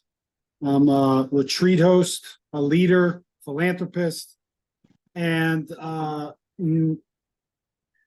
breathing human who every day tries to take one step closer to a deeper level of consciousness. I have been through quite a journey, like I'm sure all of us have. I had a 20-year gambling addiction and several drug addictions as well, which I have overcome. And I was in a 6-year legal battle when I was back in what I call the Matrix, running my brick and mortar recruiting business. Through that legal, let's just say, journey, I attended a retreat in Bali about 5 years into it, and it started to shift my perspective. And I realized that I was completely out of touch with my soul, and I was chasing a dream that wasn't mine. And through that, I was able to slowly come out of it and settle my lawsuit and sell everything I had to pay everything off and start all over. And I'm also an author of a book called Chasing the High that talks about my journey. And today I am a coach, a personal development coach. I run retreats for entrepreneurs, aligning our physical, mental, emotional, and spiritual practice. And I run a men's group. I'm a business partner in a men's group called Men of Means, which Lee is a part of, bringing healthy masculinity to the men around the world. Beautiful, beautiful, brother. Thank you. Thank you all for being here. And so, and Mike, you kind of went into it a little bit, so maybe you can start. The topic I wanted to start with was for each of you to actually name, a struggle, an obstacle that you had to overcome at one point in your life, and the empowering tools and habits that you actually used that allowed you to cultivate this idea, or essentially to master the art of living well. And did you say Michael? Yeah, you started. Okay. So I thought. Sure. Great. Yeah, there's been so many things that I've overcome, or that I still am overcoming, that I've had different practices along the way support me in different avenues.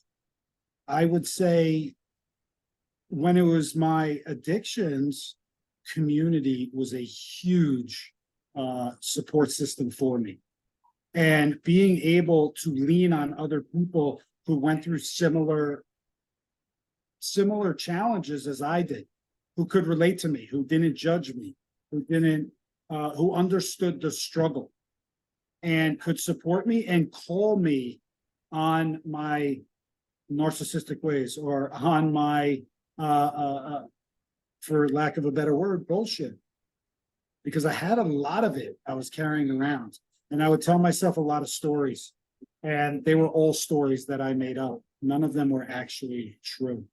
So being able to have a supportive community around me as I was coming out of this was very, very important. Along that same manner, like really taking inventory, journaling and taking inventory of how I was moving through life, how I was treating others, how I was speaking.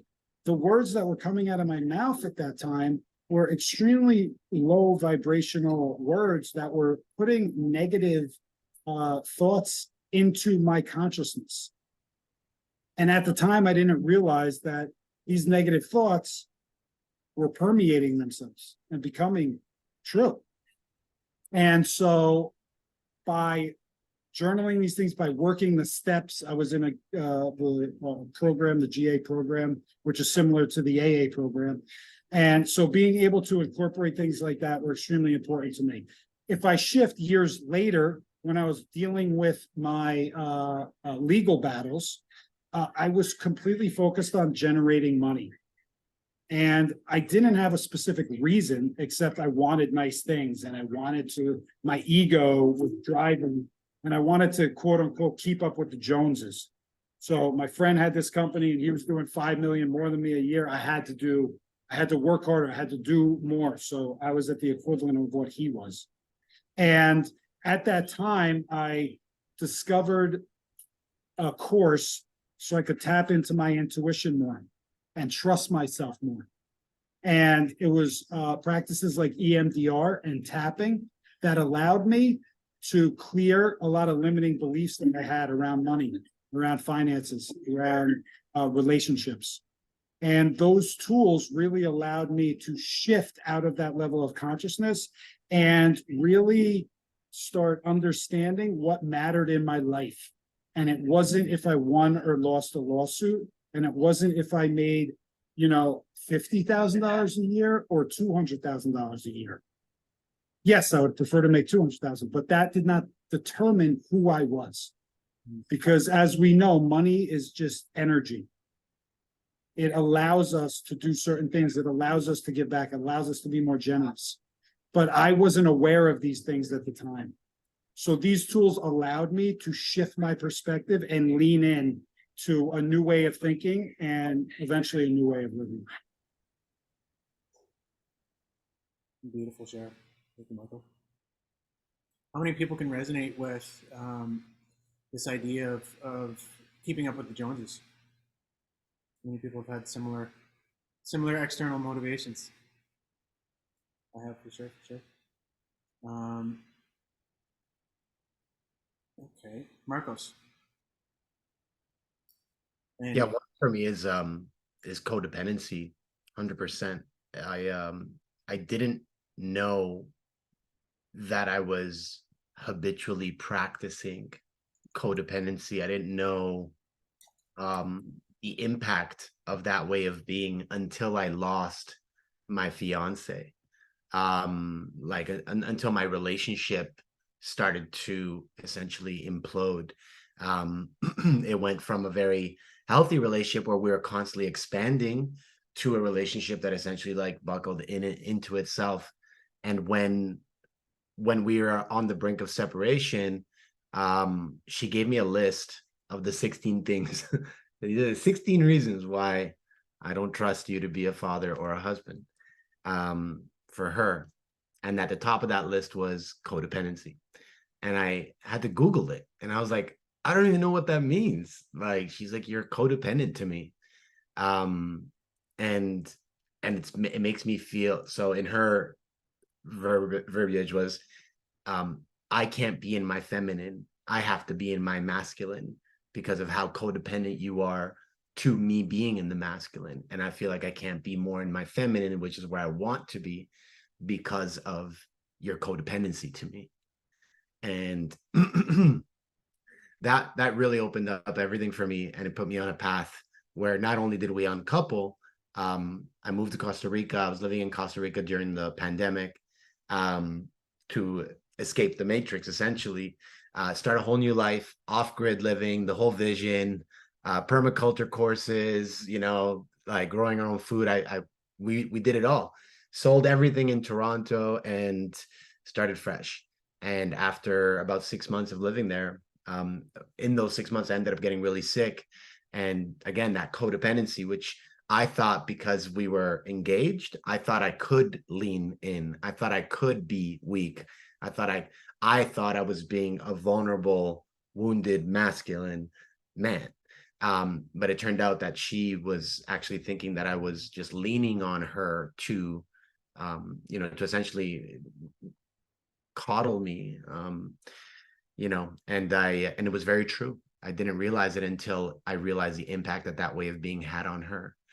To resolve that, I actually had to start practicing. So again, EMDR, like Michael said, I had to start actually communicating around all the fears, insecurities, and worries. The journaling practice was also extraordinary for me. And ultimately using, in my case, was social media as therapy, which was to vocalize to my community and build authentic relationships in the way that I was being seen in relation to my vulnerability, and then having relationships where I could surrender to the people that were offering me help, which was something that I was afraid to do, because in Costa Rica, I was living in a very expensive town in Costa Rica. It was on average $10,000 a month just to live, rent. And I felt like I had to keep up with the Joneses as well there. And it was just like this game that I was playing, which was like, oh, if I'm a multimillionaire, then I can afford to spend this much money. And it just became this like, yeah, I was so brainwashed I was living under a spell, really. And I still say that to this day. I always look at everything that is like not congruent to the integrity of my life. Is like, what's the spell here? There's a spell that I'm under. What is these beliefs that I've been led to believe? So healing those spells became a way of me taking on any habit or any pattern that is in my life that is not congruent to my core values. So it was really looking at it, unpacking it, and then of course doing the work with the coaches and the therapists where I could finally vocalize my truth and work through it. I've yet to explore plant medicine. A lot of people have suggested it for me. I have a terrible I have a terrible fear of meeting God. I've had this story from childhood that God is going to punish me. So I've actually had this really severe terror of getting access to that kind of relationship, seeing entities. I feel like as a self-aware kid that was born psychic and intuitive with anxiety, prematurity, and all these issues that I've had in my life by being extra sensitive, this ability to have this tapped in ESP, I'm just like, I don't know if I could be able to handle that much truth or that much light. So I've actually been practicing active self-sabotage to remain in a balance. And I'm noticing that has created habitual behaviors that have been self-sabotaging. So I've succeeded in my entrepreneurial growth tremendously because I've managed to remain inside of this like masculine energy towards building and creating. But when it comes to the surrendering and the healing, I had to learn how to create that balance. And it's through the coaching, through the therapy, and through the expression training that I've had the ability to be able to unpack those ways of being. And it all started from me realizing that I was codependent. So that was the one thing, that was like the one domino that once the codependency started to get checked off, everything that was related to that started to help me essentially become a new man and create a new, fresh way of being that that is a man of integrity, which is everything that I live by now. So beautiful, so beautiful. Denise shared what Marcos is sharing to me, is showing me manifest what is in line with where we are energetically. Every situation is there to help one learn, and it only goes at the pace we are able to follow. I hope. Okay. And Marie, I want to give you the same opportunity. And then, yeah, I'll come back around with the next question. I'll let you go first, though. Thank you, guys. So there's so many different challenges that have had to face. As I introduced myself, I mentioned I was a mom when I was 16. I was a single mom, and I really didn't know how to provide for this child. I was born in Puerto Rico. I didn't have resources. I was in 11th grade. I didn't have very many role models. Only one person in my family had gone to college. So it's almost like I didn't know how to provide for this child, but I did know that I wanted to be an example for her, because somehow I knew that she was powerful and that she could become anything she wanted. I knew that of her as a baby, but how do you teach that to a baby? So I figured, well, I need to show her that that's possible. So that's the only thing I knew. There's nothing else. I didn't know anything else. And the only other inspiration I had was that I would look at the universe, like literally the stars, and I would just feel like so drawn to understanding what's all of this. And so I started to research what do astronauts do? How do you become an astronaut? And so that's how that's the only thing I knew, really. That's all I had in my mind. But when you have a sincere intention and a sincere drive, everything else unfolds and the universe conspires to help that vision. And of course, there's a lot of trauma. There's a lot of fear around being a mother, because I felt responsible for the life of that. Of course, I'm responsible. I'm her mother. But in addition to that, like I gave her all of the opportunities. I would strive to get good grades in college so that I can use my scholarship to get her in a private school. And there is so much fear. So when she became a teenager, what I would notice is that I was like constantly looking, who are you talking to? Because I became a mother when I was 16. So I was afraid that she was gonna engage in relationships or basically I was projecting my own insecurities towards her, and I was always checking up on her and all of this control. So even though I succeeded, it's almost like I succeeded in academics, I succeeded in external things.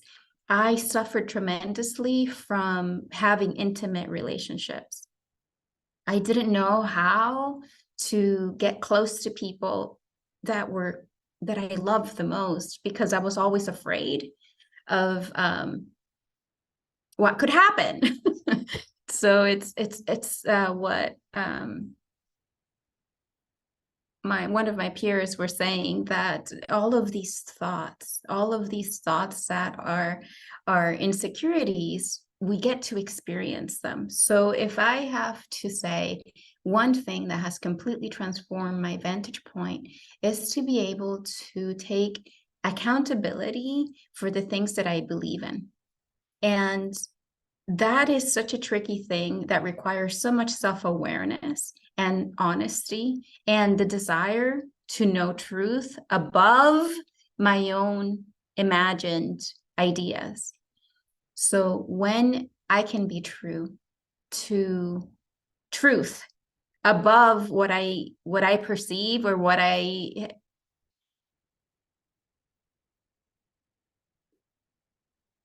experience, that opens the door. It's just like a little door that opens, and the universe continues to conspire. The universe, life continues to conspire to, it's like any opening where truth is welcome, but truth cannot be accepted if it's not welcomed, right? So we have to first open ourselves to perceiving something that goes beyond what our thoughts are saying, what our emotions are telling us. And I was saying yesterday, I recommend the movie Inside Out, and just watch that movie from the perspective of you're not your emotions and you're not your thoughts, because that is such a beautiful way to exemplify that if you're attacked by the emotion of anger, you are going to take actions and you're going to have thoughts that are in alignment with anger, but you're not that. And so it's this constant going back to who am I beyond my emotions, beyond my thoughts and beliefs.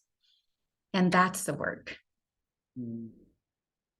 So well said. And Michael's shared, I completely agree. Accountability equals ownership. It's so important for us to live in integrity.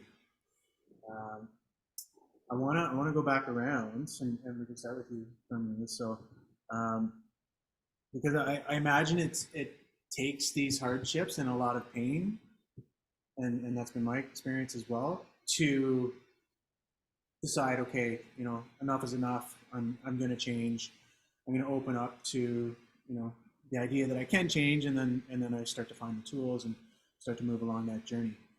What would you say to anybody that's here or that will listen later on that maybe hasn't reached that point yet? To kind of preempt I'm in so much pain, something's got to give and I have to change. What can people do to open up to that idea, to move in a new direction before it's so painful that they have no choice? Are you asking, am I the one answering first? Yeah, if you feel to. Oh, sorry, I thought that you said that we were going back and I wasn't sure. We can do whatever we want. do you feel inclined to answer first? Someone else can jump in. Popcorn, who wants to go? I'll jump in. Go ahead, Marcus. I'll be quick. So there's this question. I invite all of you to just like, even if you have a pen and paper right in front of you, it's like write down the one challenge, right? The one thing that is getting in the way of you becoming the person that you imagine yourself to be. If you write that down right now, and then you write, just acknowledge what is the thing getting in the way of that. My question, the thing that I use often, it's literally I have a folder on my phone with this one question, which is what would it take? And I learned it from Christy Marie Sheldon. And it's this just instant access to my truth around either how small I'm playing or how accessible the breakthrough is. And then again, when you look at your core values, me having like integrity as a core value, it's like, well, do I have the practiced and intentional integrity to be able to answer this question? What would it take? Acknowledge what it would take and actually follow through with it. And a lot of the times the answer is no. The answer is no. So I've actually had to learn how to simply surrender in acceptance to all that is quote unquote flawed without actually making myself wrong as a living being that is constantly making himself wrong for living below his potential and his means. I've actually had to just really learn how to be with that which I am and not make myself wrong about it, because in making myself wrong about it, I'm actually producing resistance. I'm actually causing self-harm. I'm practicing self-sabotage, and I don't think clearly because I'm always away from the present. I'm always either trying to be something that I'm aspiring to be in the future or avoiding something in the past, while also just not really in the present around the actual practice of self-love. And how can I show myself compassion in the moment for what I am looking at or perceiving to be flaws? So I've actually given up quite a bit of trying to change so much and really just learn how to be in the presence of self-acceptance and honoring myself while taking these little baby steps in relation to the areas that I would like to improve on. And that has been a game changer for me because I've lived my life as a self-saboteur, like constantly beating myself up, constantly self-sabotaging myself. It's like, I'm so fucking done with trying to always be something more than what I currently am and projecting into the future about all of these ways of being. As an anxious soul, I'm an anxious person. I get panic attacks. I was like that as a person that has all these sensitivities. It's like, I have to just stop. My dad says all the time, you just need to stop. You just need to stop thinking. And it's like, I can't. I'm so ambitious. I want to create. I want to do. I want to be. I want this. I want that. It's like, just stop. So I've had to learn how to just really be inside of the self-love. Compassion is a form of self-love. Self-acceptance is a form of self-love. Not making myself wrong is a form of self-love. And asking, what would it take? And then applying my core values to that question.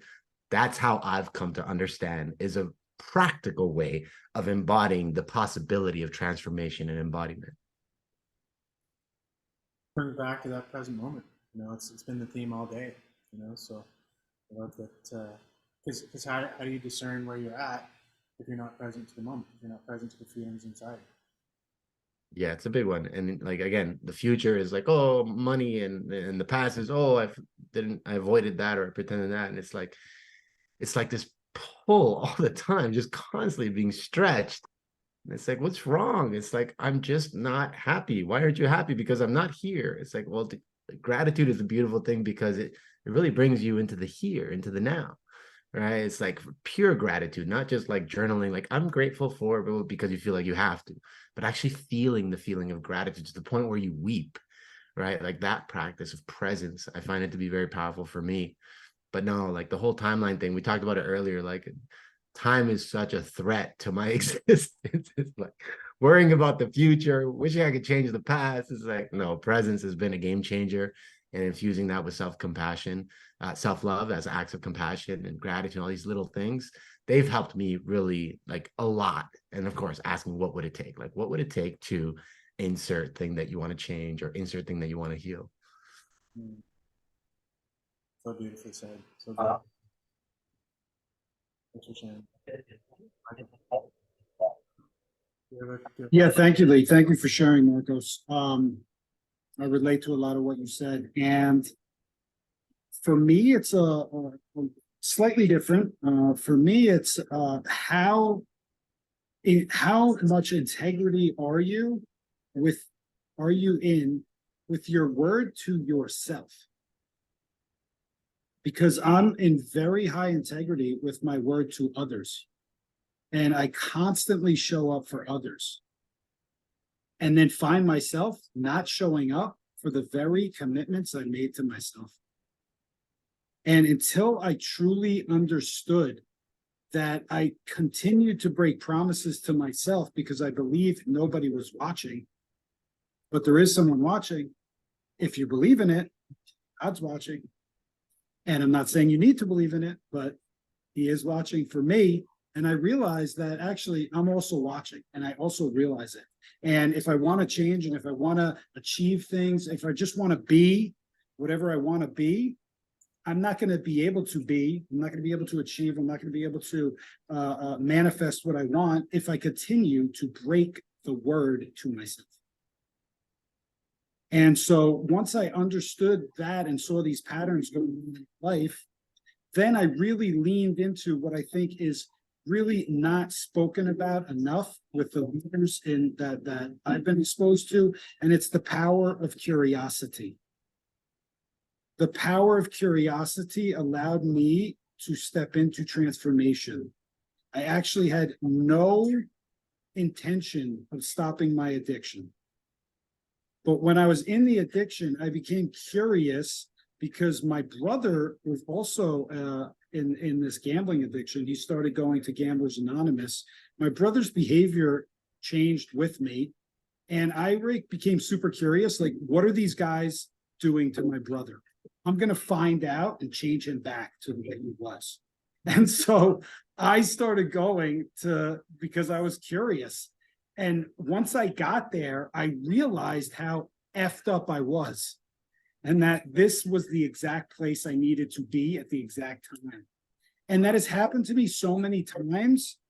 Everything in my life that I said I would never do, I'm doing right now, living in Tulum. I mean, I'm a guy from New Jersey. I mean, we don't say manifestation. We don't believe in synchronicities. That just doesn't happen. I never uttered those words in my life. And now they're coming out of my mouth every other day. And so I became, thank you.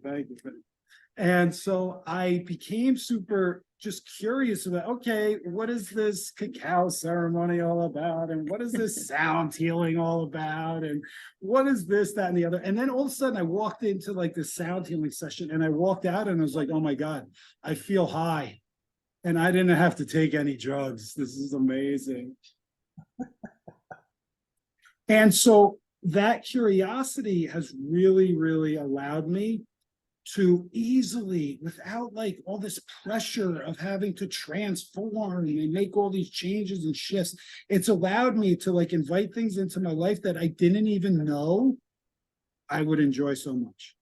And they really started resonating with me. And so I continue to lean into the power of curiosity over and over and over and over.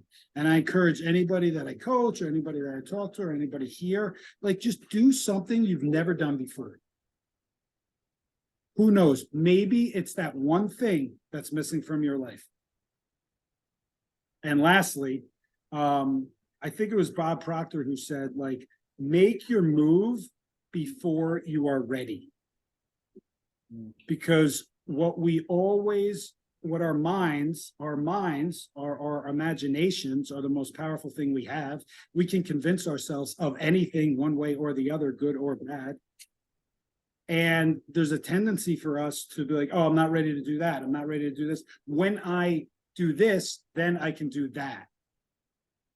And there was a story. I'm at this summit right now, this Lewis Howes, if you know who he is, a summit of greatness. And somebody was telling a story about Bob Proctor. He just passed, but when he was 83 years old, he put a down payment on a stadium that fit 10,000 people because he wanted to speak in front of 10,000 people 10 years later. So he was going to do this when he was 93. And he put like a $10,000 down payment. Just because it was planting that seed right there. And it was just like, so it was such a powerful message to me, because I was actually hesitating committing to another retreat I run.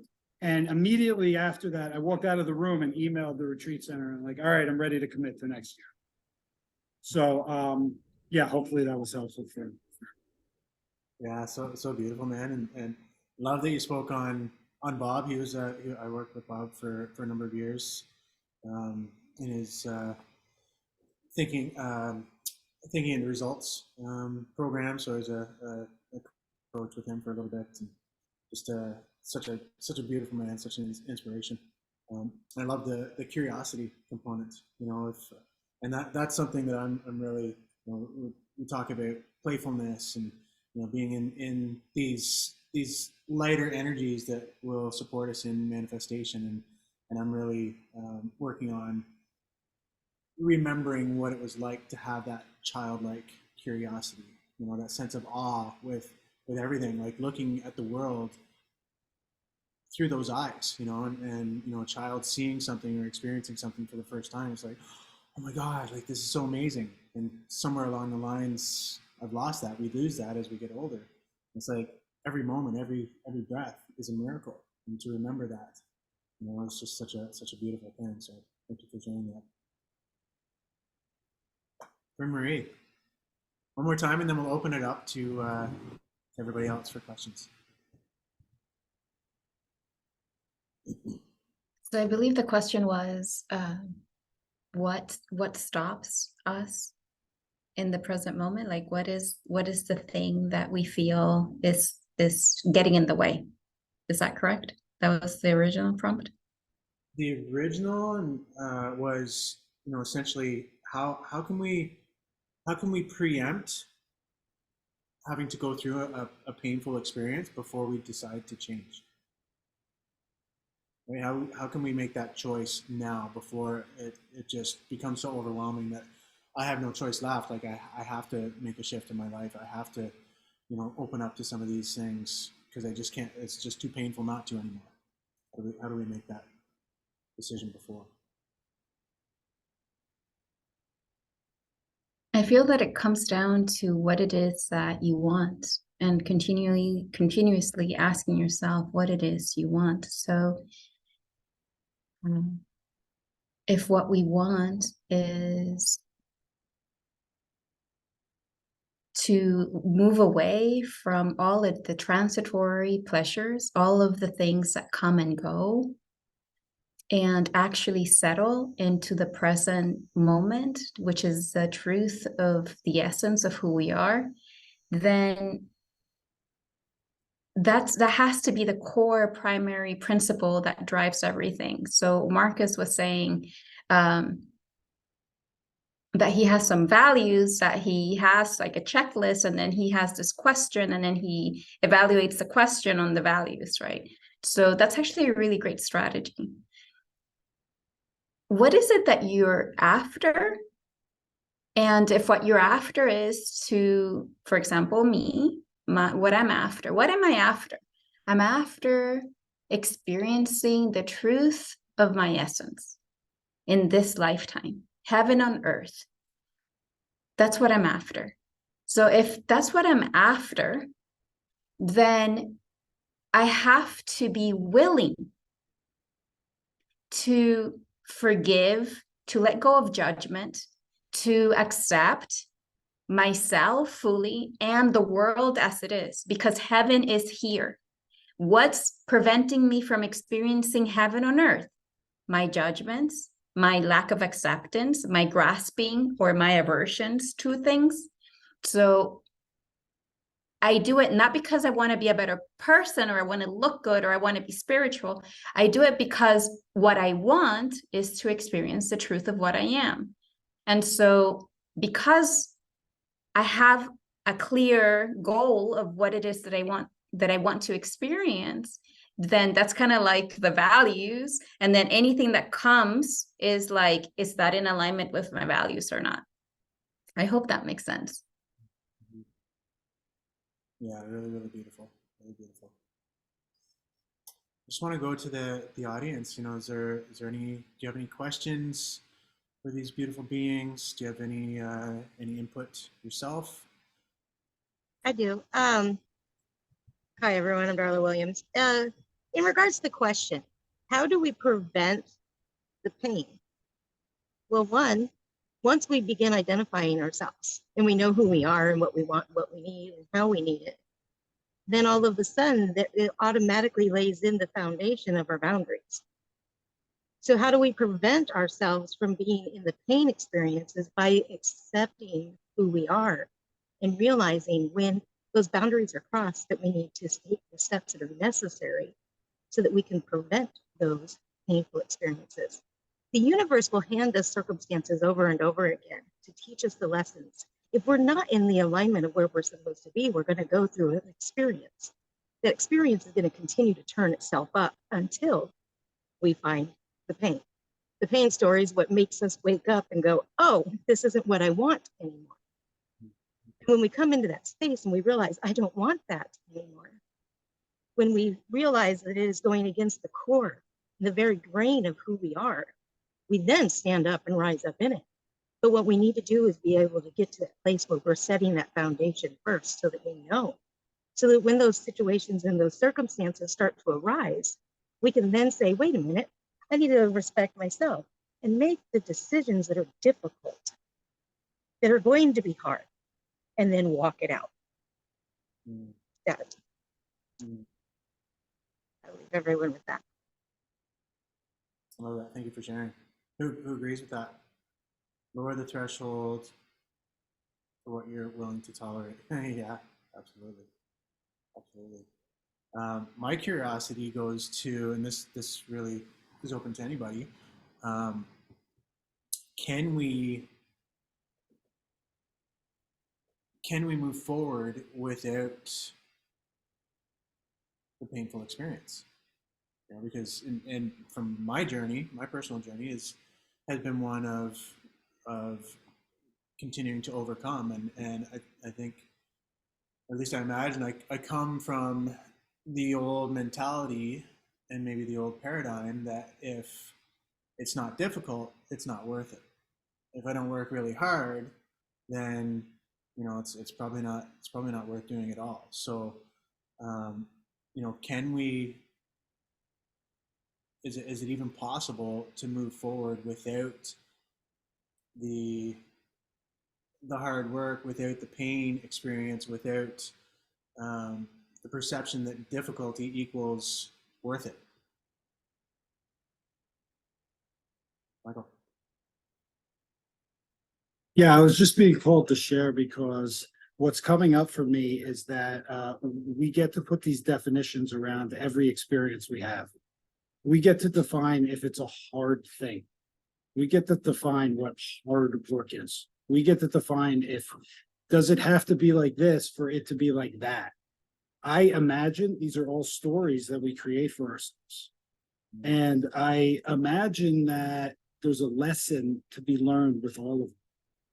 When I started hearing the phrase, and you obviously know this, Lee, what a blessing, I started realizing, wow, every time I get angry, every time my nervous system feels like it's bubbling up and anger is coming out, if I just throw in the phrase, what a blessing, what would that change? And I started using it, and it changed everything for me. Everything. I was no longer upset because majority of things I would get upset at, I had zero control over. So what am I getting upset about things I can't do anything about? And by saying what a blessing, oh, the air, I'm sitting on the airline. Oh my God, it's delayed an hour. And I only have an hour and a half to catch the connecting flight.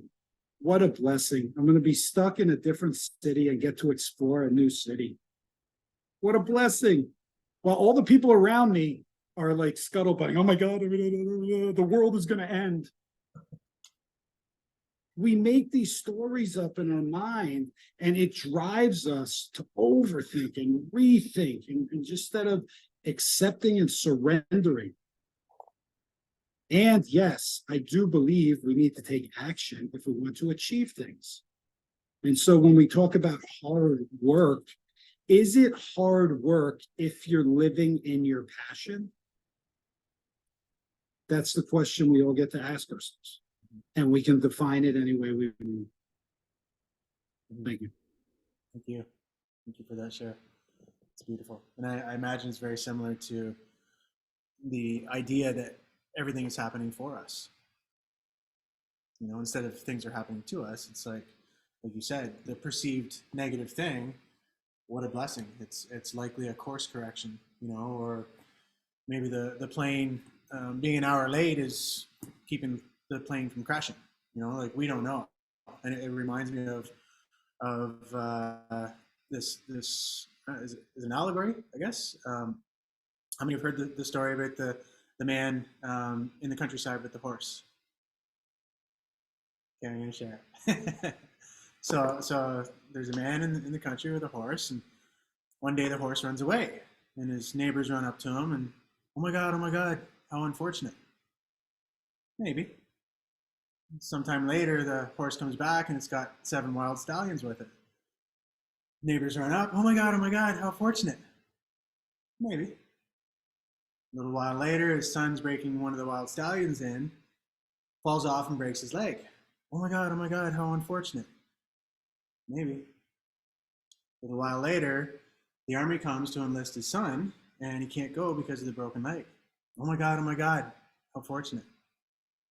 Maybe. Point being, we don't know what's happening at this universal perspective that's happening in our favor, you know, and even the perceived negative things are blessings.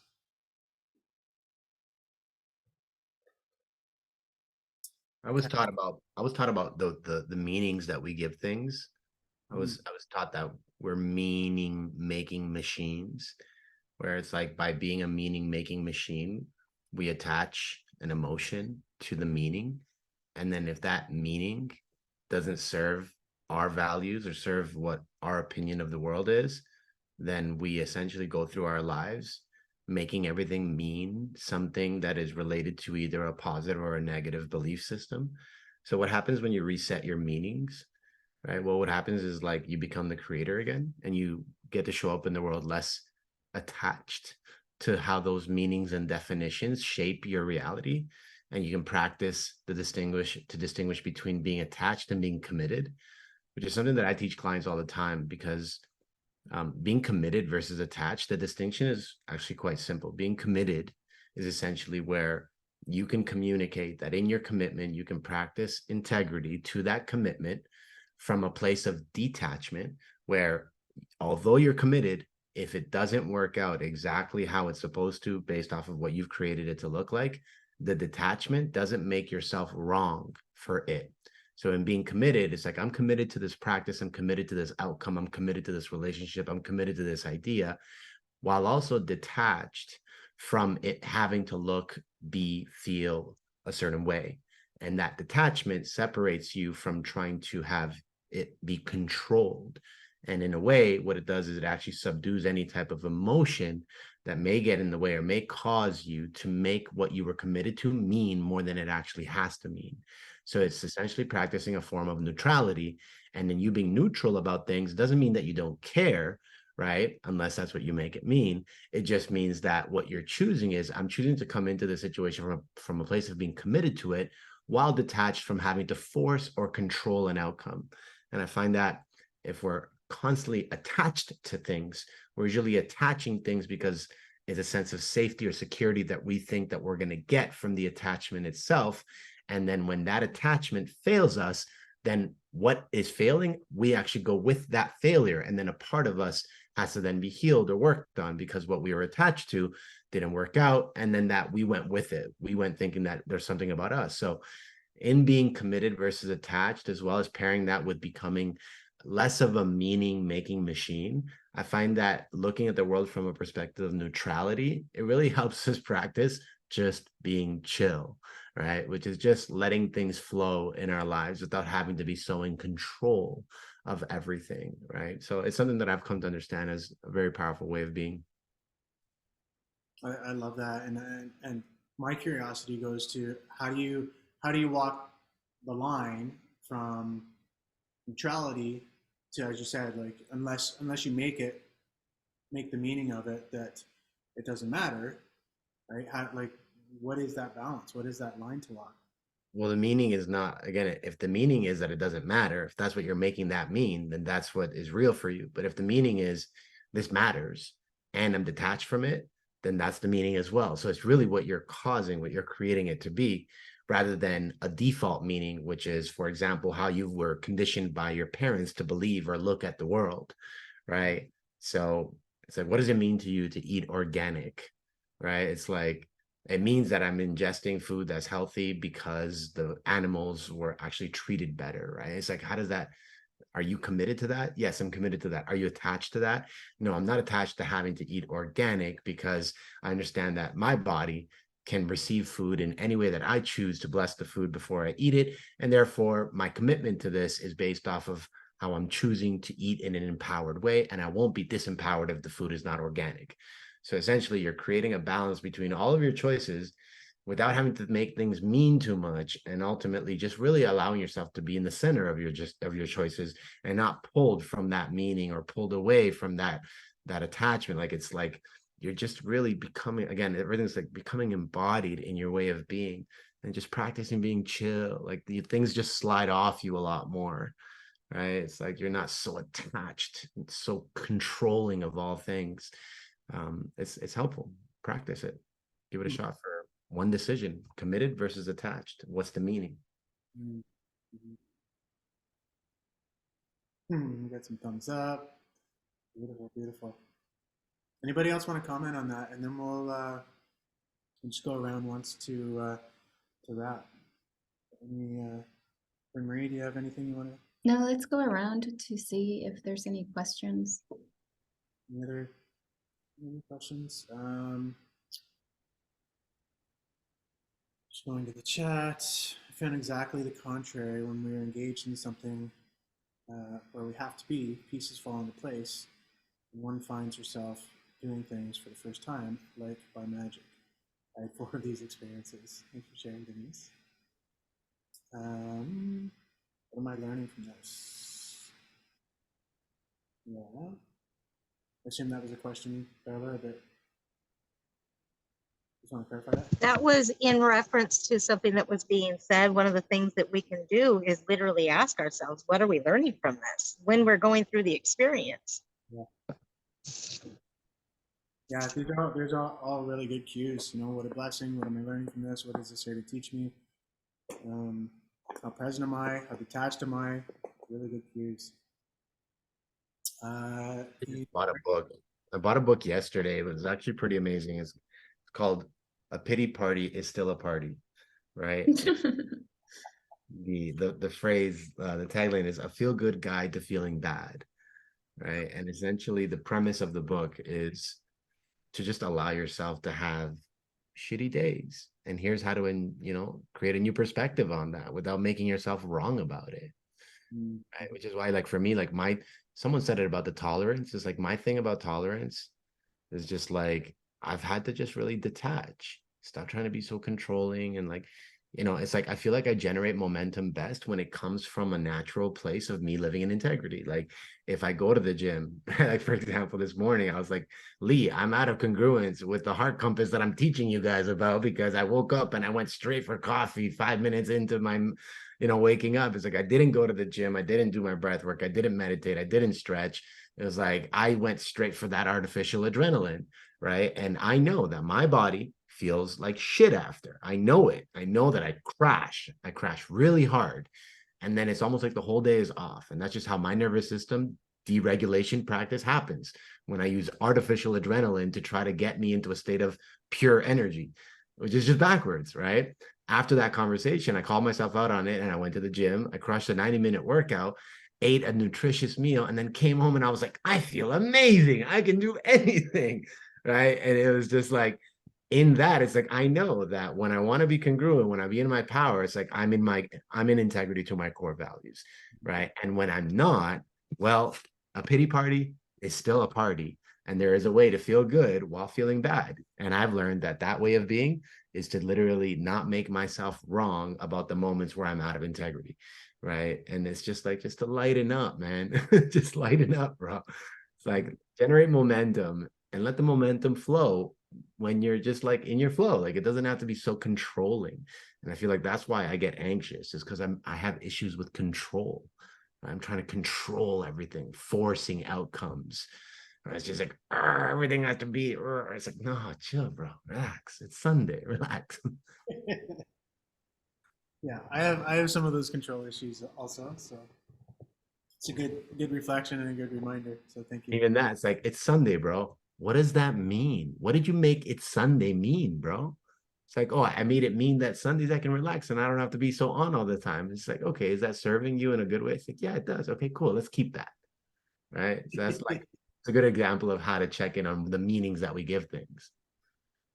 Mhm. Which brings us back to always being present, being present to the words that we speak, the thoughts that we think, how we're, the self-talk that we have with ourselves, in any given moment.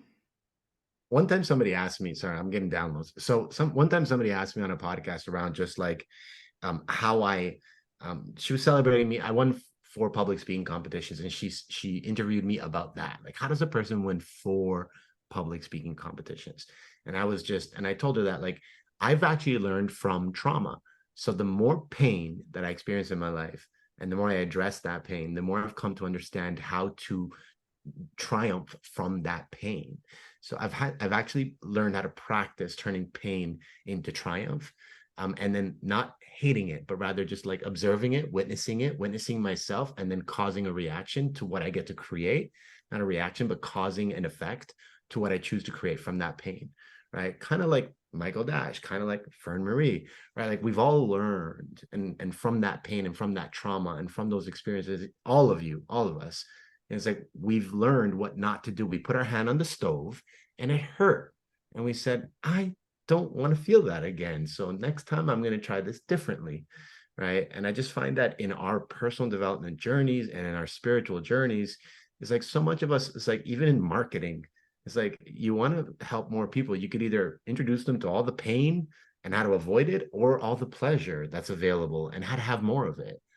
Right. It's like we're literally making 2 choices at all time: avoid pleasure, avoid pain, or seek pleasure, or have more of it. Right. And I find that lately in my nervous system dysregulation journey, it's like I'm constantly searching for how to have more pleasure, more pleasure, more pleasure, more pleasure, right, while being chill. So it's an interesting journey. I'm having a really good time with it. Life, right? Like life. The journey, man. Yeah, absolutely. Is that Yeah, Michael? I was just going to jump in, Lee. Marco, something you said is, for me, with the pain, I've leaned into the pain because the pain has become my purpose. It's my purpose now. And I think a lot of us, if we shifted the way we looked at the pain we go through, and we're able to turn it into a purpose for ourselves, then the pleasure is right behind that door. Because for me, I mean, my mission is to reach my former self. Like, everybody doesn't have to go through the things I went through because I didn't know any better. And I want to save my former self from having to go through all that. Skip the line, come right up here. I'll tell you what not to do because I'm an expert in shit that you shouldn't do. I might not tell you how to run your life. I might not have all the answers, but I could definitely tell you how not to. And, in that wisdom, it really has allowed me to, just know why I went through everything I went through, know that the disconnection from my soul at the time in my life served a purpose, and that I'm living that purpose right now. And that purpose is bringing me the pleasure that you described, and also a spa day on Sundays. That's important.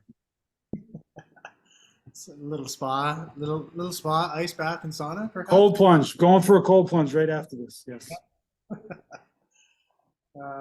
Beautiful, beautiful. Well, why don't we wrap? We'll go around again, and just parting words of wisdom on this topic, or again anything that feels alive for each of you.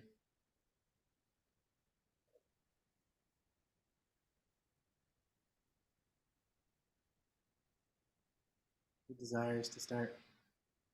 I'll go ahead with the parting words. Yesterday cannot be changed. Today is all we have. We cannot be in tomorrow because tomorrow is not here. So why worry for tomorrow?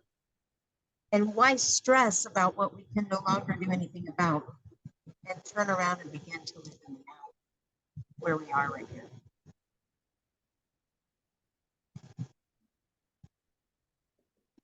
For sharing that.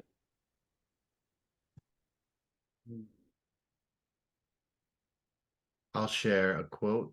Never doubt that a small group of thoughtful, committed citizens can change the world. Indeed, it is the only thing that ever has. Margaret Mead. Who is that quote by? Margaret Mead. I would love to invite us all to share the merits of the good insights and all the good energy and the loving essence, compassion, the acceptance, all that we have shared over the last 2 days.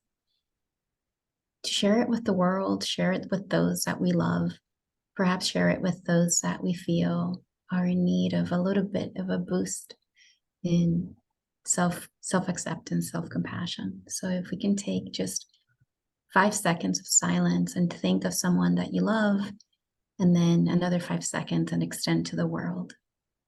And we do it together with a deep breath.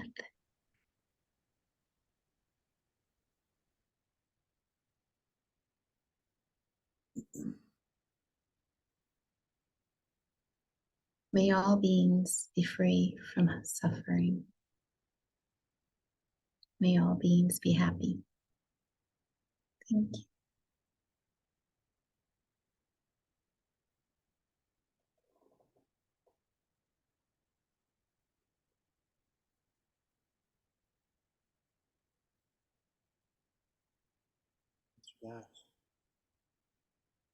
I would just, there was a question posed by a gentleman named Inky Johnson, who's an entrepreneur, author, speaker. He was a former football player, and his whole arm got paralyzed. He was heading on his way to the NFL. And he was on stage and he said something that really rang true to me about our relationship with ourselves. And he said, and I just want to share it. And he said, can we stay true to what we said we would do long after we leave the room we set it in? Can we stay true to what we said we would do long after we leave the room we set it? And that really resonated with me. And that's what I'm going to leave with all you, but more for me.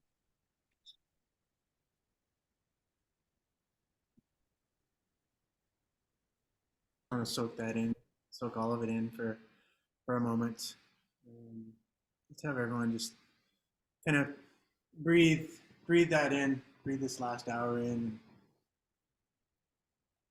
In